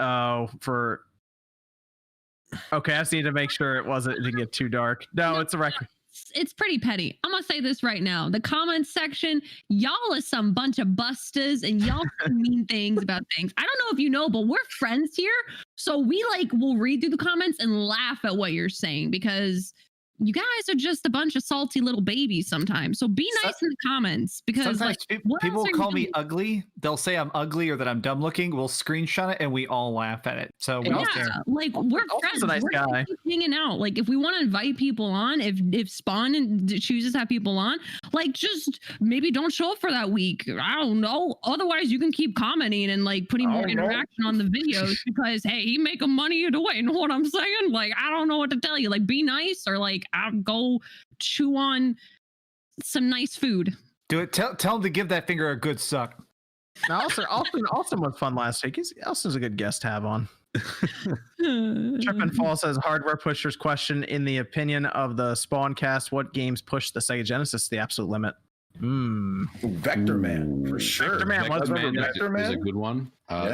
Zero Tolerance was another one. That was a first-person shooter on Genesis hardware. I was thinking Contra Hardcore. Yep, absolutely.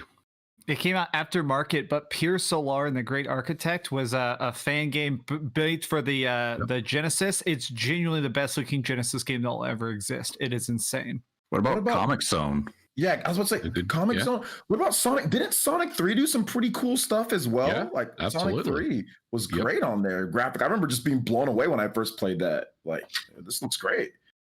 Iran says, fan from Asia here, and just want to say out Sega didn't offer any type of upgrade to PS5 for Yakuza Like a Dragon in Asia, and I'm very pissed. Yeah, that was a whole thing with Sega with Judgment also, wasn't it? They didn't do like an upgrade for that either. Wait, which one? This is for Yakuza Like a Dragon, apparently in Asia, but I remember Judgment had a similar issue with the PS4. If you already own the PS4 version, they didn't give you like a free upgrade or anything. You had to buy it again for the PS5. Judgment. Yeah. I don't know. Sega's doing some weird stuff with that. Killer says, I'm buying it again. I'm dumb. the last 2 episodes have been amazing with lots of laughs. Thanks to everyone on the Spawncast for the great show every Saturday night. And shout out to Austin for being a good guest. See, there you go. Let's move over to. There we go. Pause it. Let's move over to the Microsoft Bethesda deal. It looks like it's finishing up. It's been approved by the SEC now. That just came out today, it looks like. And I believe in Europe, they have approved it there as well. And apparently investors or shareholders were changing different statuses to complete. So it looks like the rumors about there being something from Microsoft pretty soon, like in the next week or so, possibly event-wise or maybe announcement-wise, is going to be happening, at least just from this side, this angle. So that would mean that I guess this week or the following week, sometime in March, it will officially be Microsoft owning ZeniMax and Bethesda. I say next week it's all done. Yeah, it's probably done. It's probably done now, and it could be done already. Yep. Monday we could see a press release or something go out. Mm-hmm. Yeah, I think next week we'll hear about it. Yeah, I mean, it really sounds like it's rolling along, which is going to be a very interesting rest of the year then, because I kind of think right now that they've obviously been waiting for this deal to get done to say anything substantially, because in interviews, Phil Spencer sidesteps all of these questions about exclusivity and all of this. But I kind of feel like there's a strong possibility that as soon as that deal's done and they are sending out the press release, they will start talking, and all of a sudden they'll finally be more straightforward about, is Starfield, for example, an Xbox and Game Pass only game? Oh, I guess that's the real question. That's the real question. If they're exclusives, I don't think they're going to be. But if they do even hint that they're exclusives, the internet is going to explode. Do you think they talk about Starfield now, or do you think they talk about it when they're ready to talk about Starfield? I think that would be E3, because Bethesda still seems to be holding their own E3 style event. But that's what I'm getting at. Like people feel like Microsoft next week's going to make this big announcement and then just answer all these questions about exclusivity. But I don't think Starfield's going to get really talked about until they're ready to talk about it. Which is great. We have to remember that Bethesda, even part of the deal when they were talking about it, Bethesda is still its own label. They're not part of Xbox Game Studio. They're simply under Microsoft's now umbrella. So they're still going to be operating as Bethesda. I think all we're going to get from Microsoft next week potentially is they're going to come out, say the deal is done. Here's some Game Pass things that we're going to introduce from Bethesda's vast library of software. But finer details of games like Starfield and stuff, that's going to come when Bethesda's ready to talk about. Not to say Phil Spencer can't come out and say this title is exclusive to us, but as far as release date and key information, that'll be for Bethesda's handling. I mean, I wouldn't expect a huge blowout of this from Phil Spencer or anything in the coming weeks. I think it's just going to be welcome to the family. We'll discuss things over a period of time. It's not going to be this huge E3 type event or any of that type of handling. It's going to be something far more low key. I must wonder if part of the whatever this thing that's coming up, the smaller events coming up, I guess live stream or just press release or information, but could revolve around just some more of Bethesda's games and ZeniMax stuff going to Game Pass as well, since they would then own them completely, and then they start announcing games for it. Mm-hmm. Like that seems like a smaller kind of announcement, but still kind of big for people who have Game Pass and haven't played the games. But that's the thing I'm most interested in right now is, I mean, is Microsoft going to have Bethesda bring out something like Starfield for the holiday? Will that be a big game from Microsoft technically then?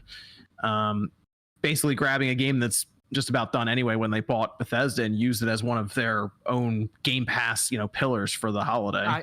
I bet they will. I have a feeling that there's been, anybody who's been following it, there's been a lot of leaked screenshots of Starfield, and it seems like it is very deeply done. It sounds like they're going to try and do the thing they did with the previous Fallout, which is announce it and release it like 6 months apart. I have a feeling that they're going to come out and they're going to show the trailer, and I bet it's going to have some sort of phrasing like Xbox Series X, the best place to play Starfield. So it's like, we're not saying it's an exclusive, but we have it, Well, hold on. I have an article pulled up over here, and it says Starfield aiming for this year from Nate Drake. Ah, Their hope is 2021. That was their target. I mean, it's the first couple of days of March. We're months away. It's Bethesda. There can still be delays, but their hope was to have the game out for this holiday. Nate, you got to stop popping up everywhere. At least pop up on your own website. I say it on my own podcast. People just don't make articles about it. They wait to read it on other websites. We can we'll fix that up. We'll fix that up. Yeah, okay, so we're talking Starfield because that's the next obvious one. I assume Elder Scrolls will be only for them as well. There is this thought that Microsoft would continue to develop for the PlayStation, which is interesting, that they would take games and also put them on PlayStation. I think the reason people think that is because they see such a large acquisition happen, and it would be very strange to them for all of a sudden Bethesda to say, oh yeah, no more PlayStation stuff, because it's hard for them to separate right now that those games aren't necessarily going to be PlayStation going forward anymore, if that is the case. I don't see why Microsoft would develop for PlayStation though, if they want to push Game Pass that hard. I mean, isn't it free money? Like, I feel like if you come out and say, like, I'm on the bandwagon, then I think that they're going to do cross-platform for a very long time. And my thinking is, okay, sell it to the PlayStation people that want to buy it. Oh, you got a PlayStation 5? Cool, buy it for $70 because that's what it'll be. Oh, do you have Games Pass? Well, cool. Then you just play it on your Xbox Games Pass. I feel like to them, that's win-win. Why not sell it everywhere? I mean, we could use the same argument then for Sony, right? They should try to sell it everywhere too. They're exclusives. What about timed exclusives? That's the only thing I look at. I'm like, yeah, timed exclusives too. Like, you're right. Like, I think, what was it, Deathloop? They had a thing at the end of it now where it's like it's a console exclusive until 2023 or something like that now.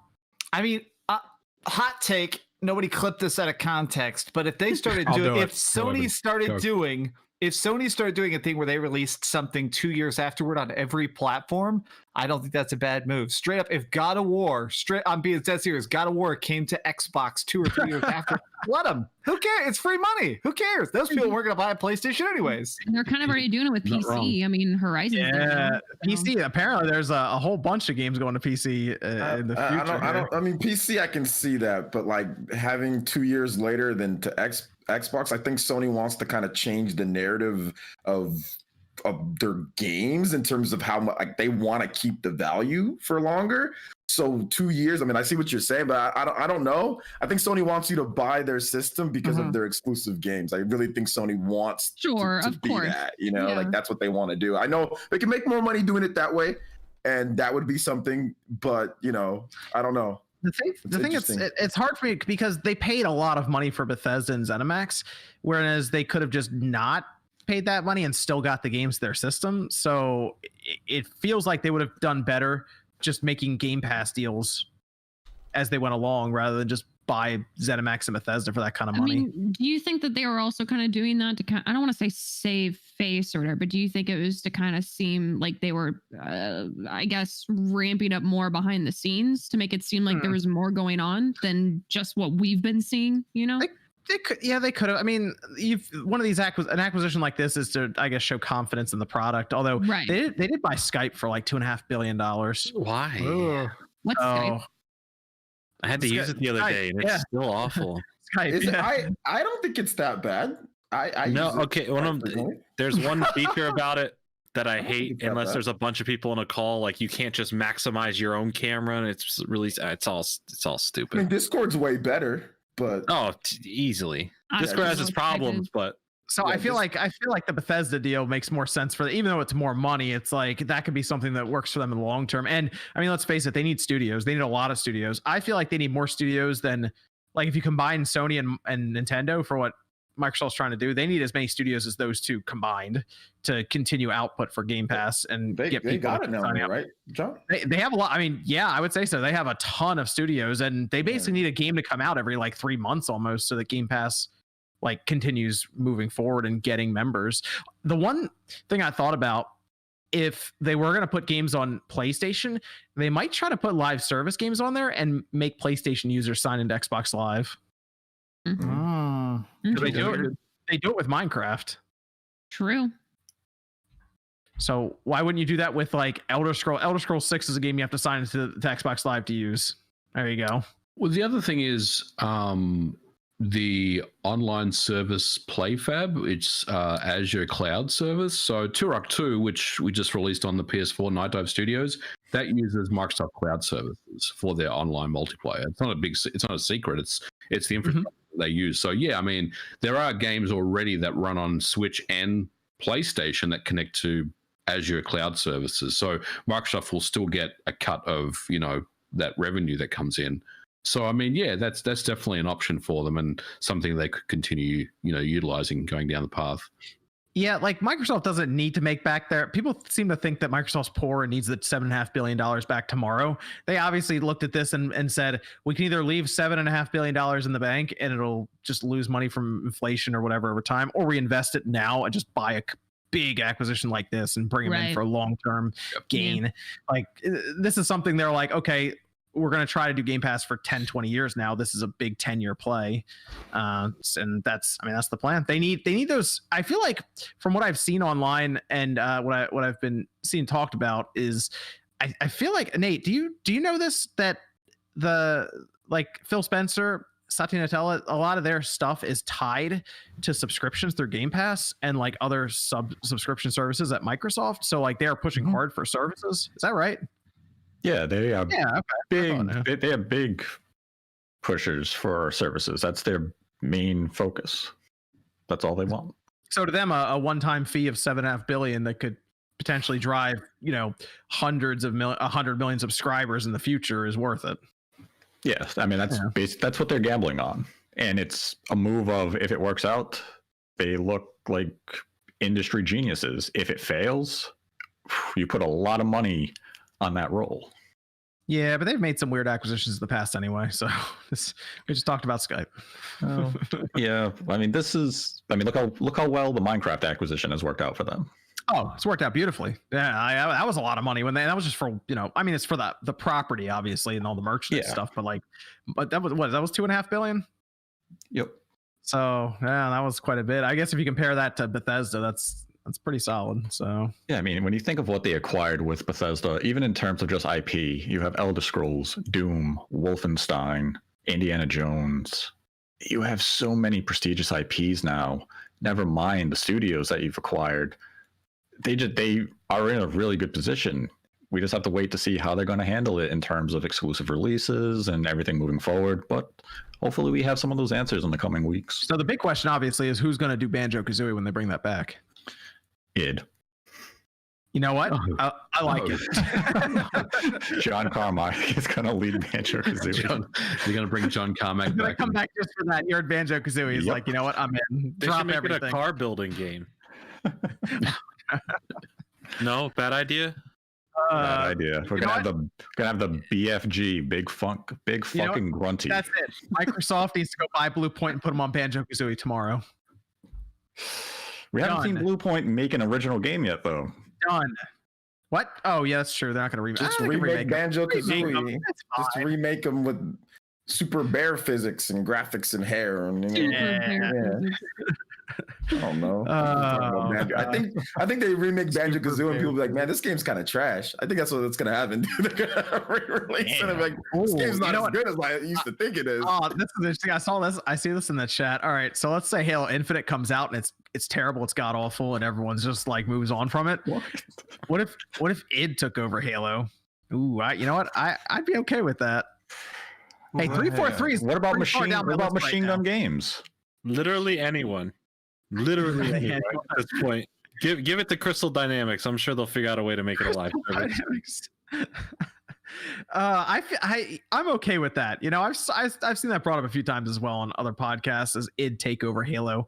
No. Yeah, why not? No. I just feel like Halo is halfway about the lore and halfway about the shooting, and I feel like Doom is 95% about the shooting, 40% about the music, and 1% about the lore. You know what? Just bring Bungie in. Have them do it. Bring it back in. I'm just looking for anyone but 343 to do it at this point. Is there any news on whatever game Bungie's supposedly funded on, like extensively to like do that's not Destiny? Is there any news on that? Didn't they get like a lot of money to make something? Yeah, from Tencent, didn't they?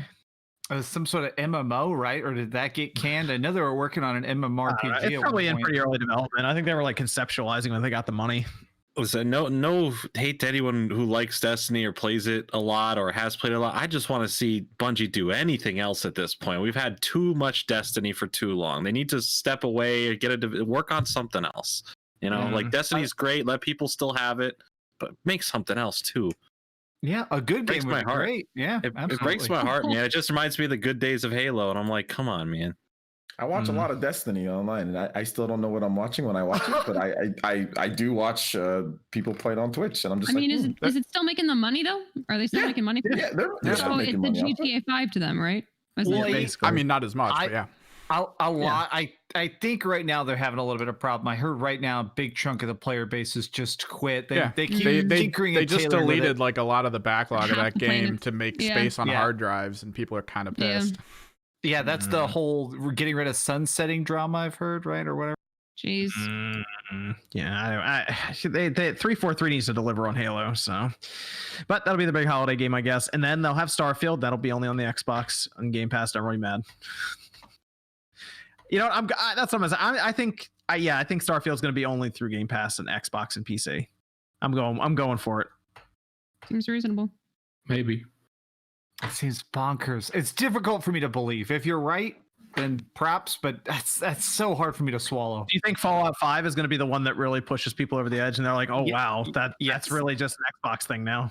Yes. I think it's the stuff that is in super pre alpha stuff that's going to be Xbox only or Games Pass only. I feel like the stuff that's mostly done. That's huge. Fallout, like a Fallout only Xbox and PC, that's crazy. Well, and that's why I think that when it happens, I 100% think Elder Scrolls 6. I think Elder Scrolls 6 is only going to be Xbox and PC, and then I think that Fallout 5. But I think that Starfield. Elder Scrolls was early enough, you know, when they announced it was just the title card. It was early enough where they could have secured that for the exclusivity. I think Starfield is that division, like where it'll still be on everything. But once Elder Scrolls, a next Fallout game, those are going to be something exclusive. I really want to see what they do now, putting all these companies back together again to see if we can get this New Vegas 2. That's the big one right here. If we can actually get that to happen, that'll be cool. That'll be really so big for Microsoft. That'll be so big for Fallout fans because New Vegas is such a fantastic game. And I would love when a continuation any Fallout game is a glitchy Fallout. No, I'm just saying it never worked for me. It crashed every time that I literally crashed 15 times in a row, and I said screw this game. So I didn't. I was lucky enough, I guess, not to have those issues. You don't fall through the floor at least once. Are you really playing Fallout?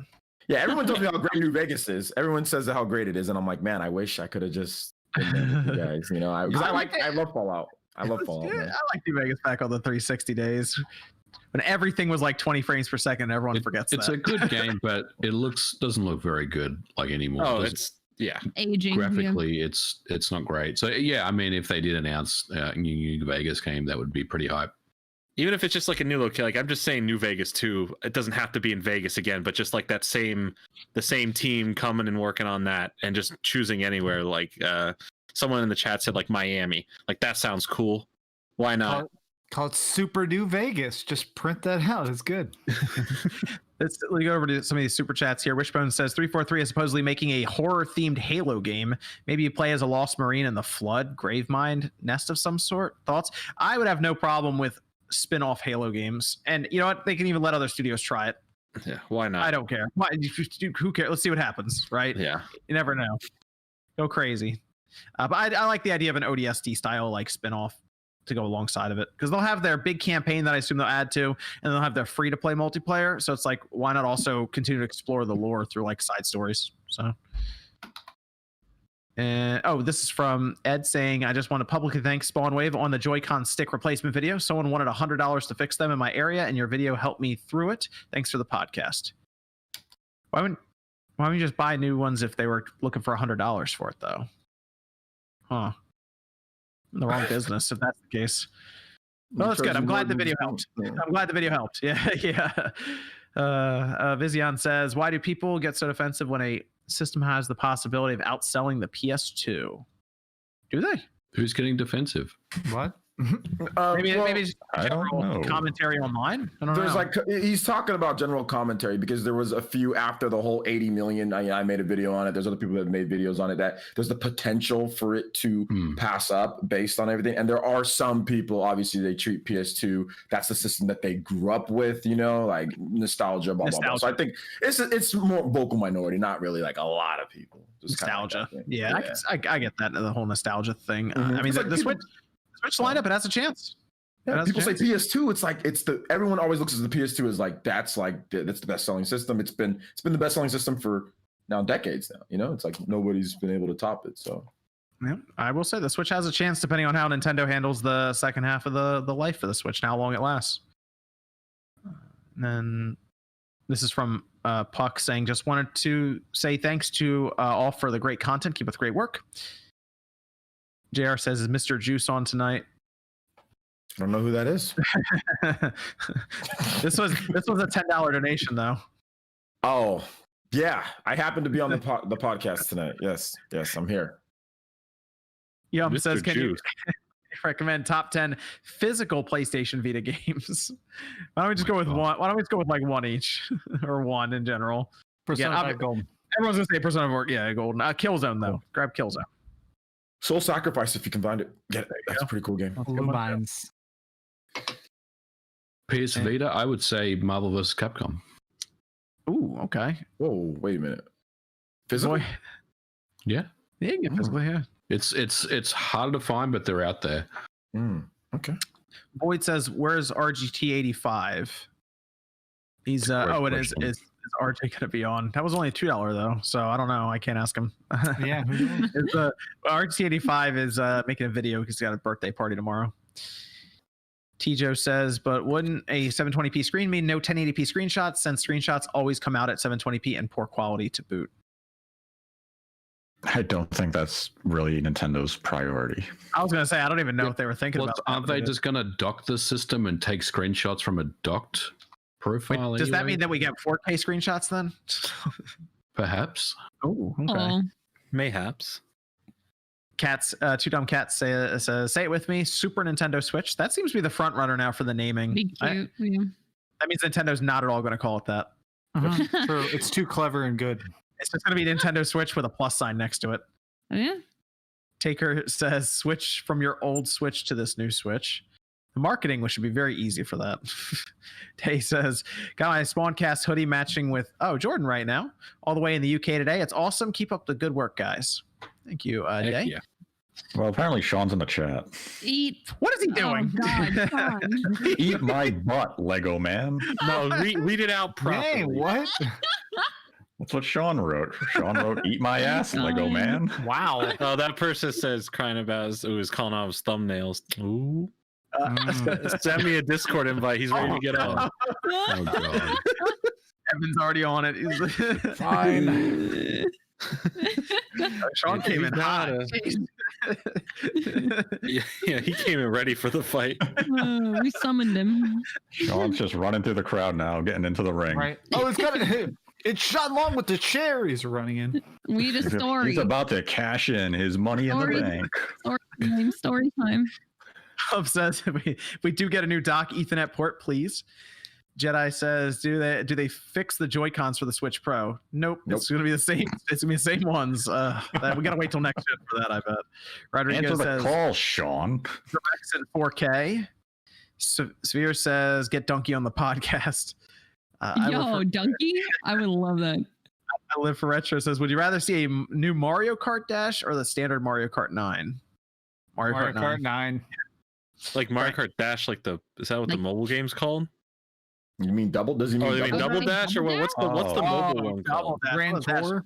Oh, Double Dash. I thought it was called Dash. I do like the co-op aspect of Mario Kart Double Dash. I want Double Dash back, man. Like the anti-gravity stuff is cool, but like I want like a mix. I want like maps that are kind of more Double Dash oriented. What even could they do for a new gimmick, right? They've done so many new things. Like what could they do? Bring back the duos. I really like that between the two characters. There does not need to be a new gimmick. There's a new gimmick they could do. They need. Let's wait. Go on. Go, Nate. Yeah. Go ahead, Nate. What? I'm just saying there's a new gimmick they could do. What's the new gimmick? There's always a new gimmick. Go ahead. What is it? Nintendo always comes up with gimmicks. What? Wait, could it possibly be like a Mario Kart, I don't know, like Smash Bros type thing where a bunch of other characters come in and race as well besides just Mario? Well, I would like them to improve, like as somebody who Mario plays Kart Mario Ultimate? Kart pretty much every week. I would like to improve the single player, like the mission mode stuff like that would be a lot better. Cool. I think. Yeah, the regular Mario Kart 8, it's not very good at that. What if there was a story like Crash Team Racing? Cool. Or like Diddy Kong Racing. Yeah, like Diddy Kong Racing. You drive around the island yeah. and you're fighting a giant pig. And think about how cool that would be with the anti-gravity and like boss battles and stuff like that. That could have been awesome. How's Sean doing over there? I'm all right. I just finished up my work and noticed that show is still going. Can we ask you a question about Hot Pockets? Yeah. All right. How many Hot Pockets in a week could you eat, hypothetically? Oh, I don't remember that question from. Okay, go ahead. Oh, well, there's 2 in a pack, and I'll usually eat 2 at a time. Oh my! One in each hand, just double Pockets or fisting. 2 packs. So what? Like 14 in a week? Okay. Yeah, if I had them every day. I mean, sometimes I switch it up with like lean pockets too. Okay. The lean pocket counteracts the hot pocket, so you're balancing yourself out here. The Hot Pocket diet. I've heard of this. What flavor though for the hot Well, pocket? I mean, you got like the Philly cheesesteak, you got pepperoni pizza, the barbecue. They used to have a barbecue chicken one that was really freaking good. I haven't seen it in a while. I don't know. That barbecue sauce in there didn't hold up. Oh my gosh, I'm about to die. I always assumed you ate most of your foods in pocket form. I mean, I try to eat as much frozen stuff as possible. Mm-hmm. And actually today, I had bought some steaks earlier in the week and I froze some of them. And like I got so pissed off trying to thaw them out. I was like, fuck this. And I just ordered Outback and threw the meat in the woods for the animals to enjoy. You wasted all that steak? Yeah, it was like $10 worth of steak, like 2 pounds. It was good cuts, but like it wouldn't thaw and I was hungry and I was like, I don't have time. So your solution was thrown into the woods? Like, oh my god. damn, meat won't thaw. Sean, the better even if it's still frozen. The counter. Sean, the better question, I guess, at this point is how many antacid pills do you go through in a week? Like, it depends if I eat Little Caesars or not. If I eat Little Caesars, like I go through. I realize you can take 4 at a time, and that helps a lot more. So, I get Little Caesars like once a week, so like 4 to 8. Can we just take a second to realize that this man here walked out into his backyard with a lump of meat and whipped it into the forest? The problem was I couldn't cook it all, and I couldn't cut it. Like I was trying to cut it, and like I don't have any real knives. Like all my knives are actually just like butter knives. So I was just like, I'd run it under hot water and I just start stabbing it and like go back and forth and it wouldn't do anything. And I just got so mad. I was like, screw, I want steak, but I don't want it this bad. So sometimes I envy how you live. It just seems so carefree about so many things. Chaotic. I'm sorry. I can't. I don't envy nothing. Sean, you were crazy, bro. You gave up. You gave up. I had Gordon Ramsay react to it. He would have been like, what the fuck is this? Oh my god. Steaks were made. Chaotic neutral. All the mistakes weren't made. Gosh, that's great. What do you think about the Switch Pro, Sean? Before I go through the rest of these super chats. Fake. It's not happening. Everyone's a liar. No, it's cool. Hear about this Nate Drake person that keeps popping up on these articles? Yeah, I was the first one to make a video on the Nate Drake. Did you ask him for a comment? No, No. I wasn't gonna bother him. I respect his time. He might have been busy today or yesterday when I made it. He found his way into a video today talking about it. Had some good info in there, and he does have a podcast coming up, so people have to tune in. I do. Nice deep dive. There you go. All right, very good. Let's see. We have Frankie says, tax season, how long should the sweaters take to ship? Thanks, guys. Always entertaining and informative. You don't have to remind any of us the tax season's here. Yeah. How long should the sweaters take to ship? It's up to 2 weeks. Yeah, it's up to Teespring. I ordered mine before they even went live for you people, and I was seeing people on Twitter be like, "I love the new shirt," and I was like, "Great, I don't have it yet. Excellent." I made it. Swift says, if you had to choose 2 third-party games to be enhanced or made for the upgraded Switch, what would they be? Resident Evil, any of them. Third-party games to be enhanced, or it says enhanced or made, so you can pick a third-party game that can be made better or just made in general. I don't know. RE2 remake. RE2 remake. Okay. It can be the first one that Click plays. Then there we go. Yeah. We're dragging you, Queen. I'd like to see. Why don't we get Nier on the Switch? I think that's a good one. No, yeah. Metal Gear. Yes or no? Click. Which one? Yeah. No. Yeah. Metal Gear. Yeah. Yeah. Metal Gear. Okay. Metal Gear Survive. Obviously. And this is Andrew says, stop talking over Miss Click. And he has a little angry face there.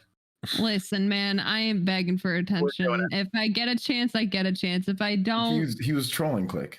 it's fine. I don't care, man. I'm just here having a good time on a Saturday night. You know what I mean? Look at all these beautiful faces around here. You guys are great. Click. He was Pretty trolling cool. because you weren't talking at the time that he put that super chat in. So you weren't even talking. Jason says, I really want Rayman. I really want Rayman for Smash, if only to see how the amiibo will look with those clear plastic pieces. Chris says, for Nate, any idea how much raw power upgrades Switch Plus Pro is getting? Are we talking 1.2 times, 1.5 times? Going to decimal points there. Estimate based on your sources, please. We talked about that a bit earlier. It's we still have some info we need to figure that out. Yeah, that's not an area I'm going to give specifics to right now. Derek says, does anyone have issues with HDR on LG CX OLED? My picture looks washed out for PS5. No, I don't. I don't think so. No, I was just saying, I see. Yeah, make sure you dial it in though. There's one YouTube guy that makes these amazing videos about the CX. He goes through every single setting. So I would recommend watch a PS5 HDR like video on the CX. Is that HD TV test that does that? Yeah. Great videos. Because like sometimes you won't get the best picture like with the standard settings. So just make sure you just dial it in properly. It'll look good. You've got to make sure that you do that, and then like your TV settings have to be correct, and then you have to go into the PlayStation 5 itself and make sure your HDR settings are set too, because otherwise I had that same washed out look too until I got recommended to those videos, and then that really helped out, so make sure you have everything set up correctly. And but it's a lot of steps. Like it took me a while to do it. It wasn't something that's just like quick, Yep. Red Bandana says, if Sony made another handheld, how would they do it? They probably wouldn't. I don't know how they would make it work. Wayne says, Lara Croft for Smash. Oh, Lara Croft for Smash, yeah. I would love Lara Croft. That's a good one. That'd be You great. kidding me? That'd be great. That'd be sick. Grapple everywhere? Heck yeah. Bow Before PC says, Xbox games on PC, soon PlayStation. Feels good to be a PC Chad. Osmond says, love the show. You guys should invite 8-Bit Eric. I think he would be a neat guest. Keep up the good work, everyone. We know Eric. Eric, I talk to him like every day. Yeah. This is from Xbot Killer. If Bethesda is on PS5, we're dabbing on Xbox. If Bethesda isn't on PS5, Bethesda was never good.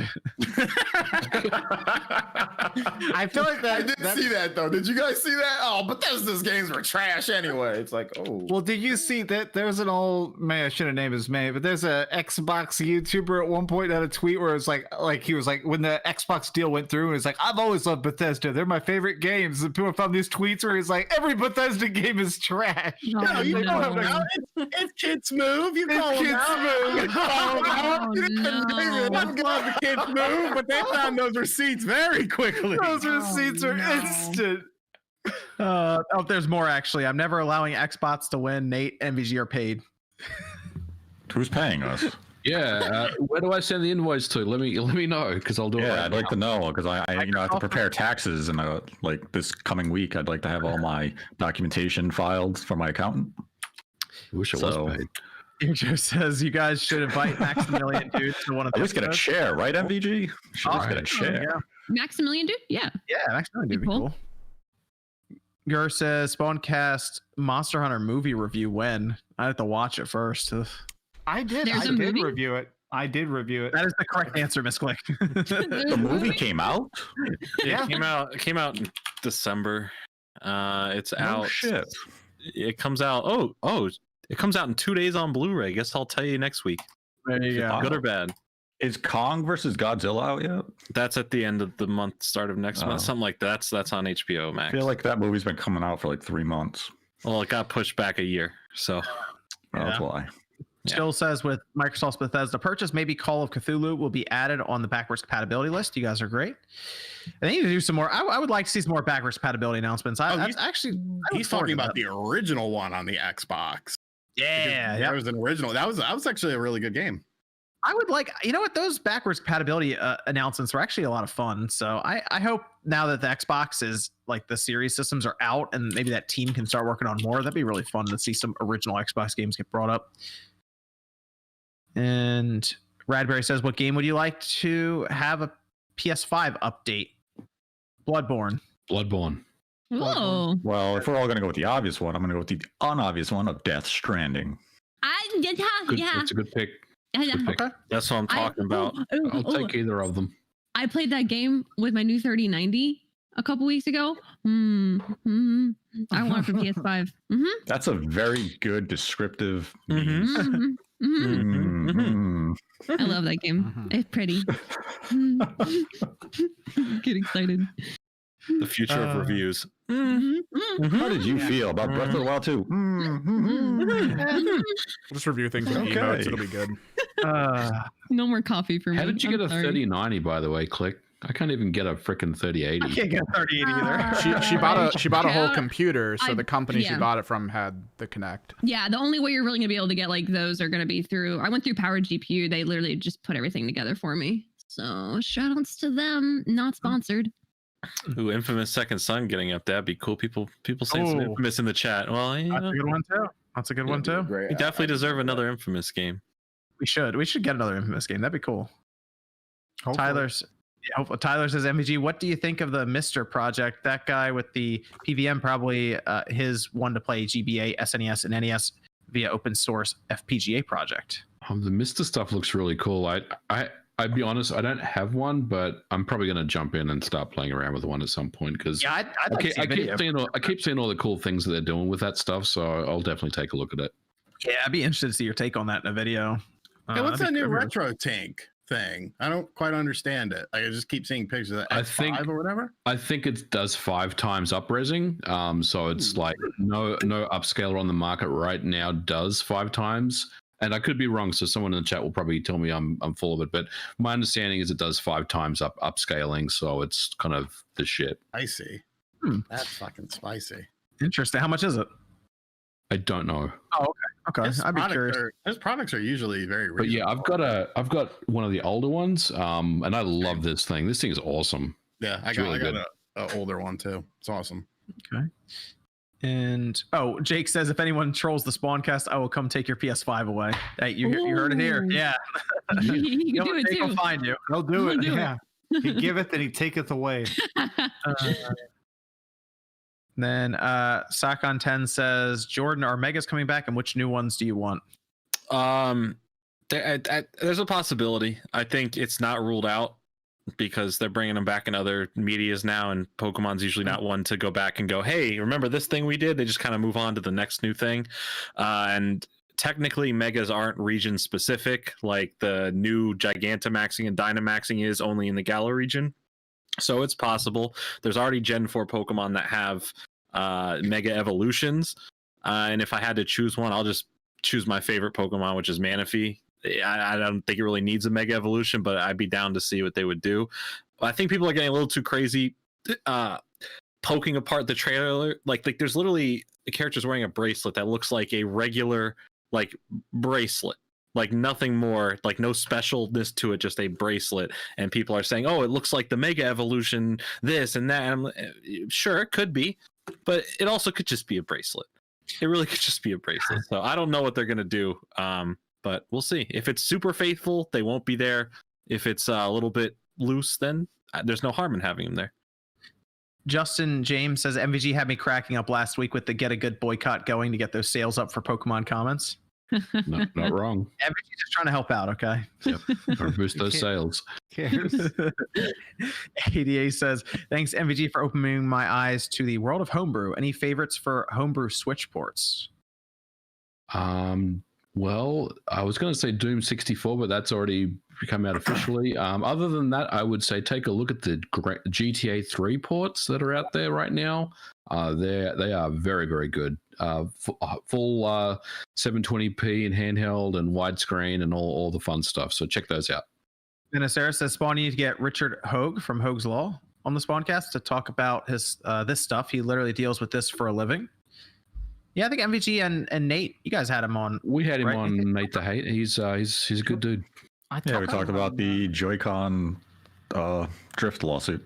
Oh, okay. Very cool. Okay. Steven says, thoughts about a potential new entry in the Banjo-Kazooie series? There's been a lot of merchandise, Phil Spencer giving his blessings, etc. Hey, you know what? I want it to happen, so it probably won't. Shinru says, currently playing Trials of Mana, and I feel like its combat is lacking for an ARPG. Kingdom Hearts has definitely spoiled me on what to expect from these kinds of games. Do you guys agree or disagree? Trials of Mana I don't think is as fast or as fluid as Kingdom Hearts, but I actually was all right with Trials of Mana's combat. He's at the very beginning, Shinru. Once you start playing a little bit more, there'll be other things that open up. So just keep going. Hummer Rob says Final Fantasy 13 trilogy needs a Switch port. MVG. Hey, son, you know where to find me. Oh boy, you're gonna do Final Fantasy 13. All right. I'm probably the only one who actually play it. I'm down for that. I beat them all recently because I'm an idiot, and oh my god, they aged bad. They look gorgeous. Oh my god, those games aren't good. I agree with you. Those games are bad. They're bad, and I don't think Square Enix wants to revisit that nonsense. Those games suck. They really are bad. Compared to like 7, 8, 9, 10. And like 10, 2, 11, 12, and then you play those, you're like, this is, and then 7 remake, and then even 15. Oh my, dude, those games. Returns is the worst Final Fantasy game I might have ever played. But it looks good. Well, so there are NPCs. The environments look great. The magic looks great. Going through it again, there are NPCs in that game who are straight up from like PlayStation 1. There's like boxes in town that you talk to. And the cutscenes look good. The cutscenes do look good. The story I can rant on this game all day. Like the story is idiot. It's the most moronic time travel for God that I've ever seen in my life, from where it started to where it ends with lightning. But they have no idea what they were confused. They even said themselves they were confused. She returned. What's going on? What more do you need to know? She was there. She was gone. She came back. Now you know. There's the object time limits on you. They just do all these like lightning for Smash DLC. Calling it now. No, lightning. She for returned Smash again. No. Lightning strikes twice. Boom. Okay. I like That's how you sell it. 13-4, baby. Let's Lightning's get it. Great. No, Lightning's great. Lightning's a great character. I love her, but not the games. Not the game. Vainsoft says, shout out to the amazing Miss Click. Just picked up a Switch. What games would you recommend for it? Me personally, the guy's probably going to hate me for some of my answers. Most likely. I would say, for me personally, I would definitely say like Breath of the Wild, Odyssey, Fire Emblem 3 Houses, and if you like shooters, Splatoon. Those are all good games. GoldenEye, Those are all good games. lawnmower but those- game. Yeah, Next definitely Gen. lawnmower game. Lawnmower game. Sniper, maybe, I guess. Yeah. Just tell them. Like, I thought you were. You said people were going to. Those are all good games. Troll That's a good game too. Troll. Oh, and Smash. I mean, obviously. But, yeah. Yeah, WWE definitely. Classic. 100%. Classic. Yeah, what about Bloodbreed? That game was great. All of a sudden, you're walking through a warehouse and you hear this heavy metal, and guys chasing you with a butcher knife. Okay, How far did you get in that game? Was supposed to be for good games. I got into some sort of laboratory with a bunch of naked people. Okay, so you did the rooftop stuff. Yeah. How bad was that? Holy shit! What are you guys talking about? Some terrible game. Prove it on. Bummer Rob says blood. This is why they asked me. Okay. Yeah, exactly. This quick's giving actual answers, and like Sean comes in with trolling. Some people have enjoyed Bloodbreed. I don't know. All I know is I saw we were talking about that lawnmower game last week after the podcast, Sean, after you had left, and then like the following week you're doing like a front flip and a lawnmower on your channel. He did a 10-minute video on that. God damn it, Sean. It was heavily cut down too. This is from Bummer Rob. Bloodborne needs a PC port. MVG. Bummer Rob's recruiting you for everything, dude. Let's do it. Kevin says, I'm super excited to play Skyward Sword for the first time since I grew up playing Majora's Mask. So you think we will get a port or remake for Majora's Mask? I wouldn't mind it. I'd like to see it on the Switch. Got it on the 3DS. Just go buy that. Hopefully the 3DS is ported over. Yeah, I think they can right? port them. I don't think we're getting a remake of those games anytime soon, like 3D? Ocarina or It's the Zelda anniversary. Just give us like 10 or 12 Zelda games on a cartridge. We can call it even. Yeah.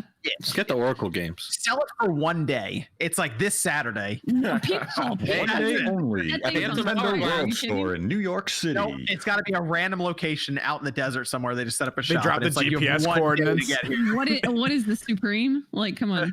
Phantom Hourglass got that renewal on the name, so it'll be sold in Bakersfield, California. You know what I played for a very long time today? Spirit Tracks. Spirit Tracks. Aw. And it might be featured in a video tomorrow on the What? Really? Yep. I love Spirit Tracks. Are you comparing it with a lawnmower game? No. Okay. I'm doing a bunch of DS games worth playing in 2021. And that is one of them, I feel, because a lot of people did not play it. I'm doing a video about the 3DS tomorrow, too. Well, mine's just the DS.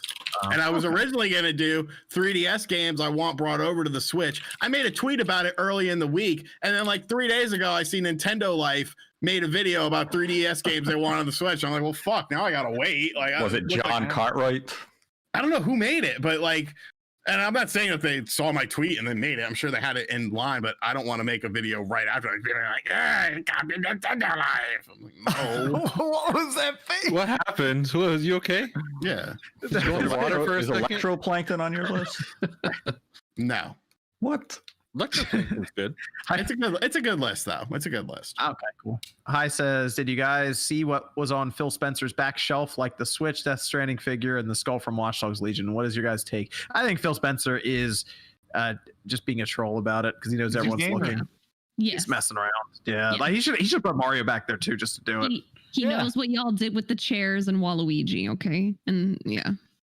Quest says, thoughts on the rumor of Sony buying Square Enix? I would not count on that one. No. Says, thoughts on Obsidian possibly reviving Conquer? Yeah, why not? Whatever. At this point, Microsoft should try anything they can. Just start throwing stuff at the wall. Why not? It's better than what they've been doing, which is nothing. Well, they're developing stuff. You got to developing stuff. I've heard that since 2015. Yeah, it takes years to develop games. This is Randall Thor, 19 shout out to Rand, saying Spawn part of the Satya Nadella's bonus package for this year is Game Pass growth in subs. It's like 5% of his total bonus package. I knew when I said controlled leak, we would awaken Rand. Starfield coming this year, Game Pass only, along with Xbox. Rand's ears were burning when you said controlled leak. He was like, I must go. I'm telling you. People need me. It's lining up. I'm telling you. Humdrum says, go watch Chris Ray Gun. Id Software isn't up to it. Hey, you don't know until you try. Look, they let 343 try, and I'm still not playing Halo Infinite. So Yeah, but you will be. yeah, I guess we'll see. We'll see. Maybe. Halo Infinite, it's gonna come. It's in a much better place this year. They're giving us all these screenshots and updates. It's way different than last year, where we heard nothing other than high-profile departures. As long as they don't, this year feels different. As long as I don't pick up the controller and there's a sprint button. If there's no sprint button, we're good. If there's a sprint button, there's a problem. Game too fast. So we're gonna find out. That's not Halo then. It's not Halo. It has no grappling hook though. I'm Connor eats pants excited. when they were originally saying we're going to be showing the first like raw gameplay for Halo Infinite. The top reply tweet is Connor eats pants saying, "If he runs, I want you to break his knees," or something like that. I thought I was going crazy because like I thought the footage looked like there was something wrong with it, but like a lot of people didn't think. I don't know. It just something about the footage when they first showed it was off. Yeah, all of it. It's the 5-year-old. If you listen to the Microsoft people, it was 5-year-old footage, and it was all nut. It doesn't count, you know. Oh, Craig. I guess I ended up being right. So Sonny says Nintendo said they thought about adding UFOs to Breath of the Wild, so that's the craziest edition change you would love to make to Breath of the Wild 2. I really appreciate finding this channel during quarantine. The craziest thing they can do is make it so your weapons don't break. There, I said it. or just get rid of the rain. No rain. No, I like the rain. No, then I how don't would- like the rain. But then how would I get stuck up a mountain halfway and have to sit there for a few minutes? Exactly. Okay.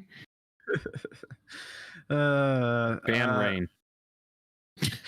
There's a few more super chats here. Let's go around real quick. Sean, thanks for joining us late. Yeah, no Thank you. Thank you for stopping by. Where can the good people find you? Find me on RGT85. A lot of videos the past week. Tomorrow we're going to talk about some Nintendo DS games that I feel are just overlooked and still are worth revisiting in 2021 for a variety of reasons. And I joined late because I realized that I might not be here next week because my uncle is having a St. Patrick's Day party, but I might leave early and just come on here once again late. I don't know how that's going to work out though. It depends. You can call us from your phone. Are you saying you're gonna miss us, Sean?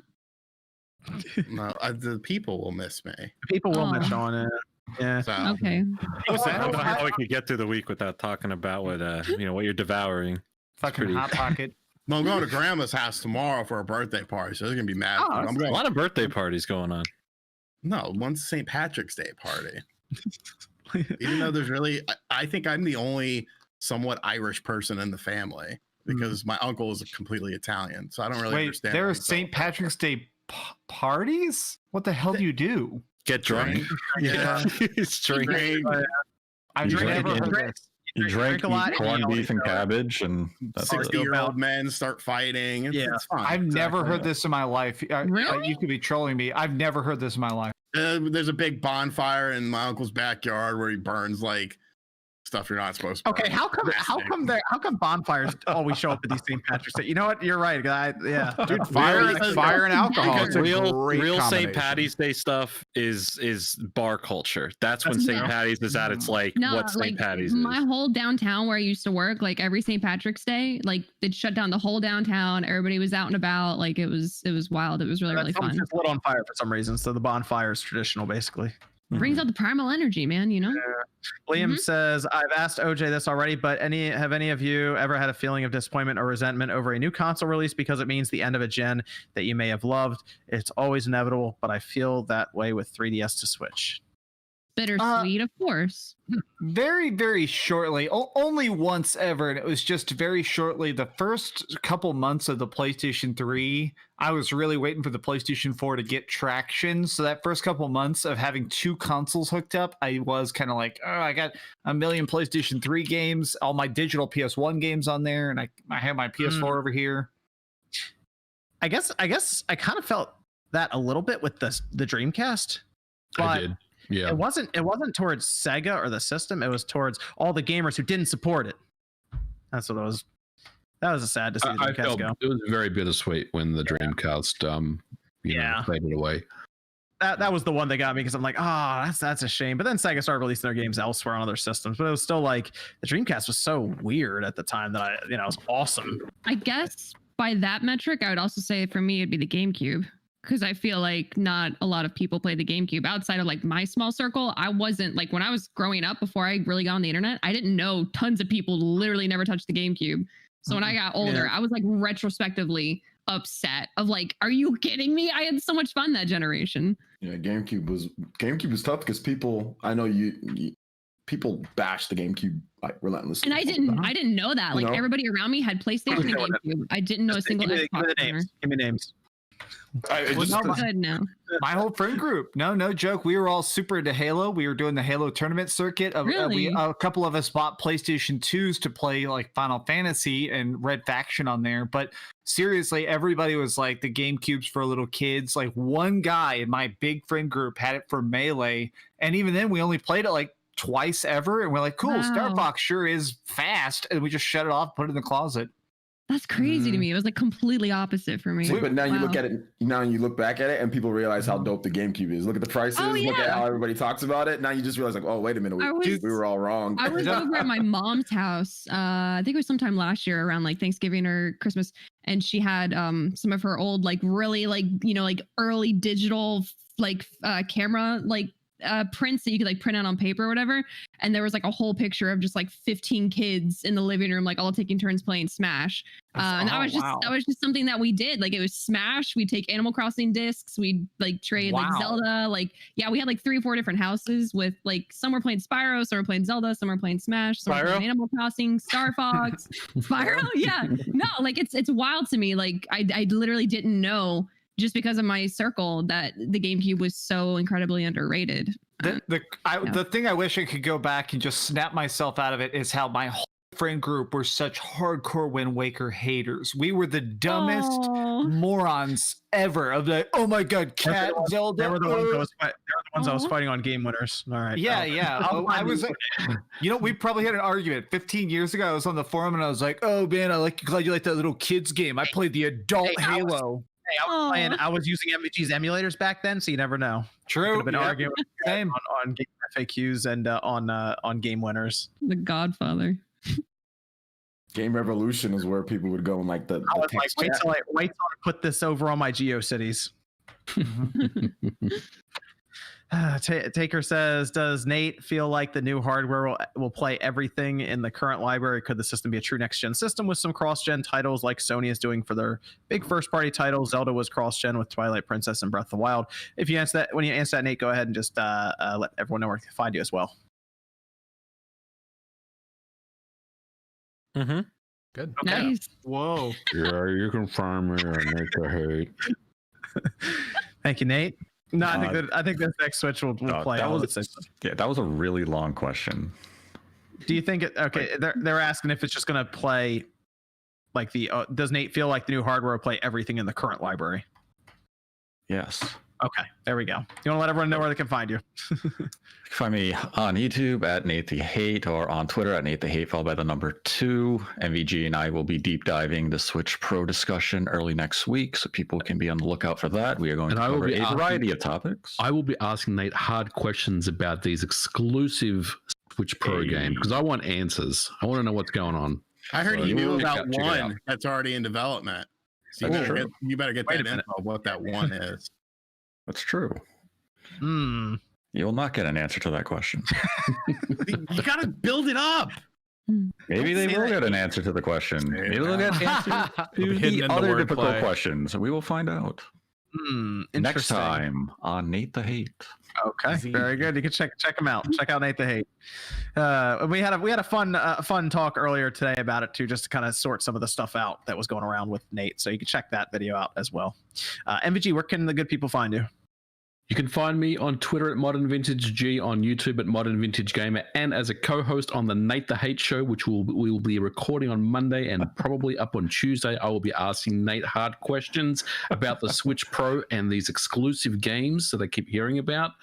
And other than that, check out my video on Monday. I will be making a video on Street Fighter Alpha 2 on the SNES as part of my Impossible Port series. So check that out.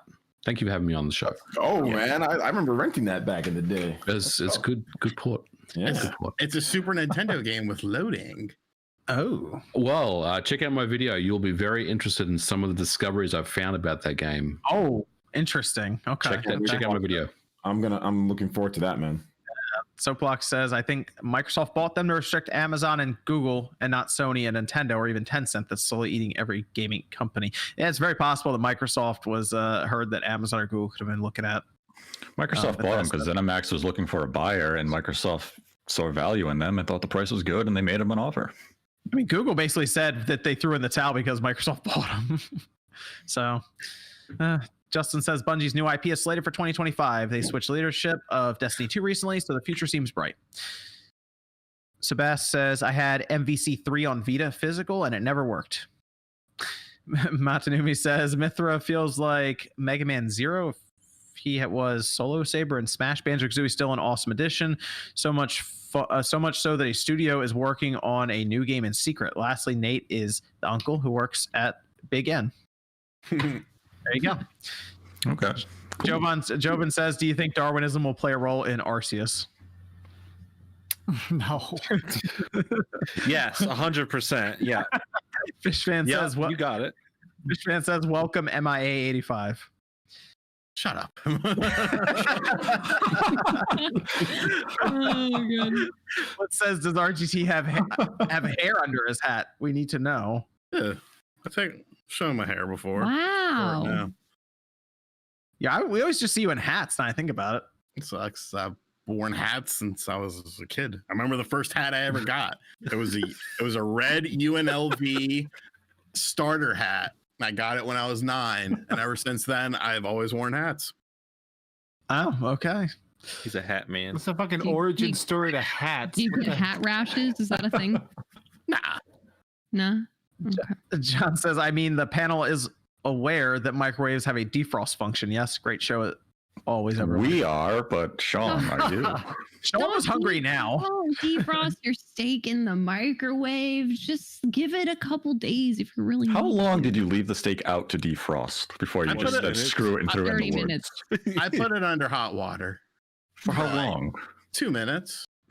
Oh This my whole God. ordeal was about a 5-minute I want thing this before you steak just said you now. took it out of the God. fridge, looked at it, and said, The "The hell with problem, it, woods." the problem was I hadn't eaten, and it was like 3:30, and I'm like, "Fuck, I'm starving," and I wanted to eat a steak. I was just craving a steak, so I was just like, "Whatever, I'll just order Outback instead." You know, you could have just taken the steak and put it in your fridge, ordered Outback, and then had that steak like the next day. Yeah. That's true. You could probably still go get it. No, It might still be Nah, frozen. Wipe it off a little. Got it. Yeah. Yeah, the raccoon's got it. And It's the a koi Rocky wolf. Raccoon. Koi Wolf. He probably. The koi. Okay. Well, now we know. All right, let's go over to Miss Click. Where can they find you? Yeah. Wow, that poor steak, man. I'm so upset. You can find me here on YouTube as Miss Clay Gaming. Thanks everybody for all the love on all the new stuff that's coming out. Very, very excited to be doing more YouTube stuff again. It's been fun. But other than that, you can find me on Twitch as Miss Click. I'm there every day except Sunday. And then social media, Miss Click. There's a lot of stuff. I don't want to alarm anyone, but Miss Click is less than 1,000 subs away from the 100,000 mark right now. Yeah. There's actually enough people here in the live stream. If they went over and subscribed to you, you would break the 100,000 mark. Oh my gosh, I would cry. You guys know I like to Make her cry. I want to see her cry. Do it. Get her there. We need it. Sean obviously doesn't watch my YouTube videos. He can see me cry there. Can witness it live. Yes. No. Thanks seriously though. Throwing it out there. Just throwing it out there, people. The link to her channel is down in the description too, or you just type Miss Click in. Let's go over to OJ. Where can everyone find you? I mean, right here on YouTube. We've got a cool video going up tomorrow. Today, I did a video on Monolith Soft about how their next game announcement is going to be coming up pretty soon because of the series produced. The composer is getting ready for a big recording, so check out that video if you're interested in RPG stuff. Got a video tomorrow talking about Google Stadia and Nintendo and some of this stuff there. So make sure you guys check that out. And thanks for having me on, John. Also, we have a PS5 giveaway. My boy Jake is here. He's all about those PS5s. We're giving away one too, so check out the channel. We're going to be giving one away. So yeah. Thank you for having me on, John. And what about Max? YouTube.com/Dreamcast guy. This is actually a pretty big month. Obviously, my main thing I love to do is reviews. There's some stuff I can't talk about, but there is some stuff in the works, maybe about Rising, Monsters, Nintendo Switch. We're going to figure out what happens, but I got some videos in the works coming very soon, so go subscribe. We have I Spoke Too Soon says Silent Hill was on Japanese cable last night. They're selective about what movies they play. I feel it's a sign we will hear something about a new game coming out soon. Keep up the great work. That's so deep cut. Soon the hill will make noise. There will be noise about the silence of the hill. What?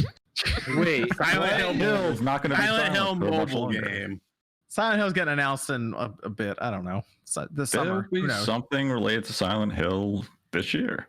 I said it last week. Silent Hill Mobile. So, what do they say? The about animated Broken Clock? Netflix series. Nate, you gotta Battle go. Royale with Nate, Snow go Elements. Nate, go write Silent that up on Hill your website. DS. No.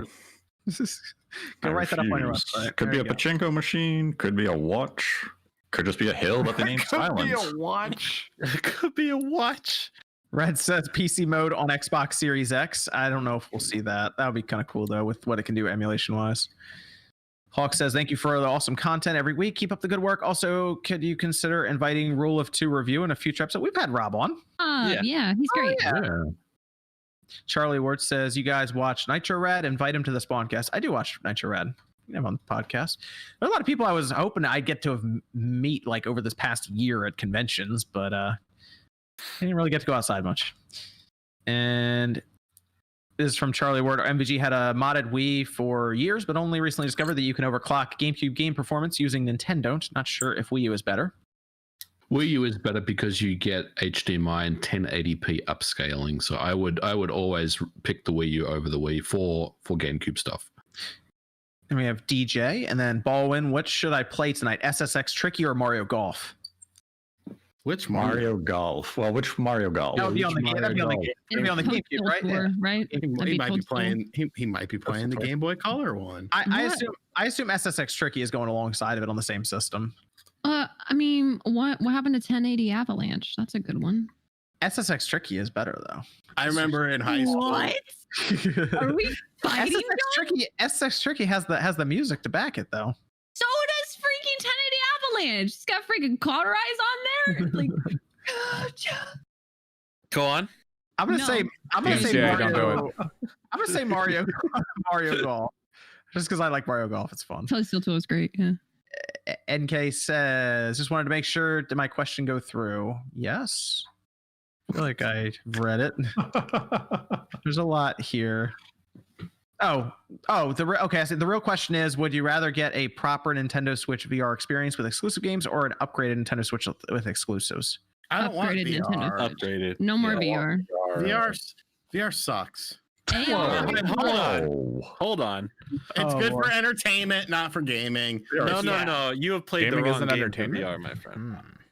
Like, Yeah, I mean, that's a controversial statement, Sean. You ready to back that up in a video? Just in the show. In the Gaming's show, not he entertainment? cracked it. Set up the light. VR is better for entertainment experiences. Gaming is not entertainment? And they're two different things. Wow, this is crazy. I can't believe you say something so controversial. This is ridiculous. So brave. And then Vanessa, if you would allow me to humbly suggest Retro RGB site for info on PVM's new Retro Tink 5X, as we were talking about, OSSC Pro, as well as Smoke Monster on YouTube for Mister. Yep. Very cool. Both good bunch of guys. Very Check them cool. out. Let's see, Jordan, where can everyone find you? I'm working on a couple things. Can't talk about them yet, but hopefully soon I can actually talk about some stuff. Don't call it a comeback. I can't talk about anything, but I'll see you soon, maybe. Okay. Or not. Mr. Kane says, will the Stadia controller be a collector's item? It basically already is. Brian says, it's not a collector's item anyone wants, though. I mean, might as well hold on to it. Keep it sealed. Brian says, RGT, stop with those thumbnails. That was in all caps, too. They mean some business on it, Sean. know what They're it so means. good. I love them. Double down on the thumbnails. That means you keep doing them. Tomorrow we have a new thumbnail because I took the picture with the DS. Oh, Whoa. And I filmed the whole fucking video. I was gonna, because people say, "Oh, you should film videos in front of the arcade machines." I filmed the whole fucking video in front of the arcade machines. Go and find out my mic, the battery's dead in it, and I was like, "Great, thanks, guys." That happened to us. I mean, like, let's just be real here. Like, oh yeah, it happens all the damn time. Yeah. And then DJ says Bushido Blade remake. Yeah, why not? That could be fun. Please. Evan, where can everyone find you? You can find me on Twitter at Kimmerix Project. I'll usually announce when I'm going live on Twitch, where we just kind of hang out, do whatever, talk about games. It's just casual shit. Okay. Taker says love 1080 and tricky. SSX3 not so much. And then Charlie Ward says RGT is right about VR, just a glorified gimmick. There you go. No, you're a glorified gimmick, Charlie. Wow. That's gonna do it here for the Spawncast. Wow. Cecil says watching with my daughter Allie, she laughed at hearing that people want Misclick to cry. Love you, Allie. You're great. So thanks everyone for coming out for Spawncast episode 205. We'll be back next Saturday night, 9 p.m. Eastern time, and we'll see you guys then. Or not. And that I would say to make you want to stay.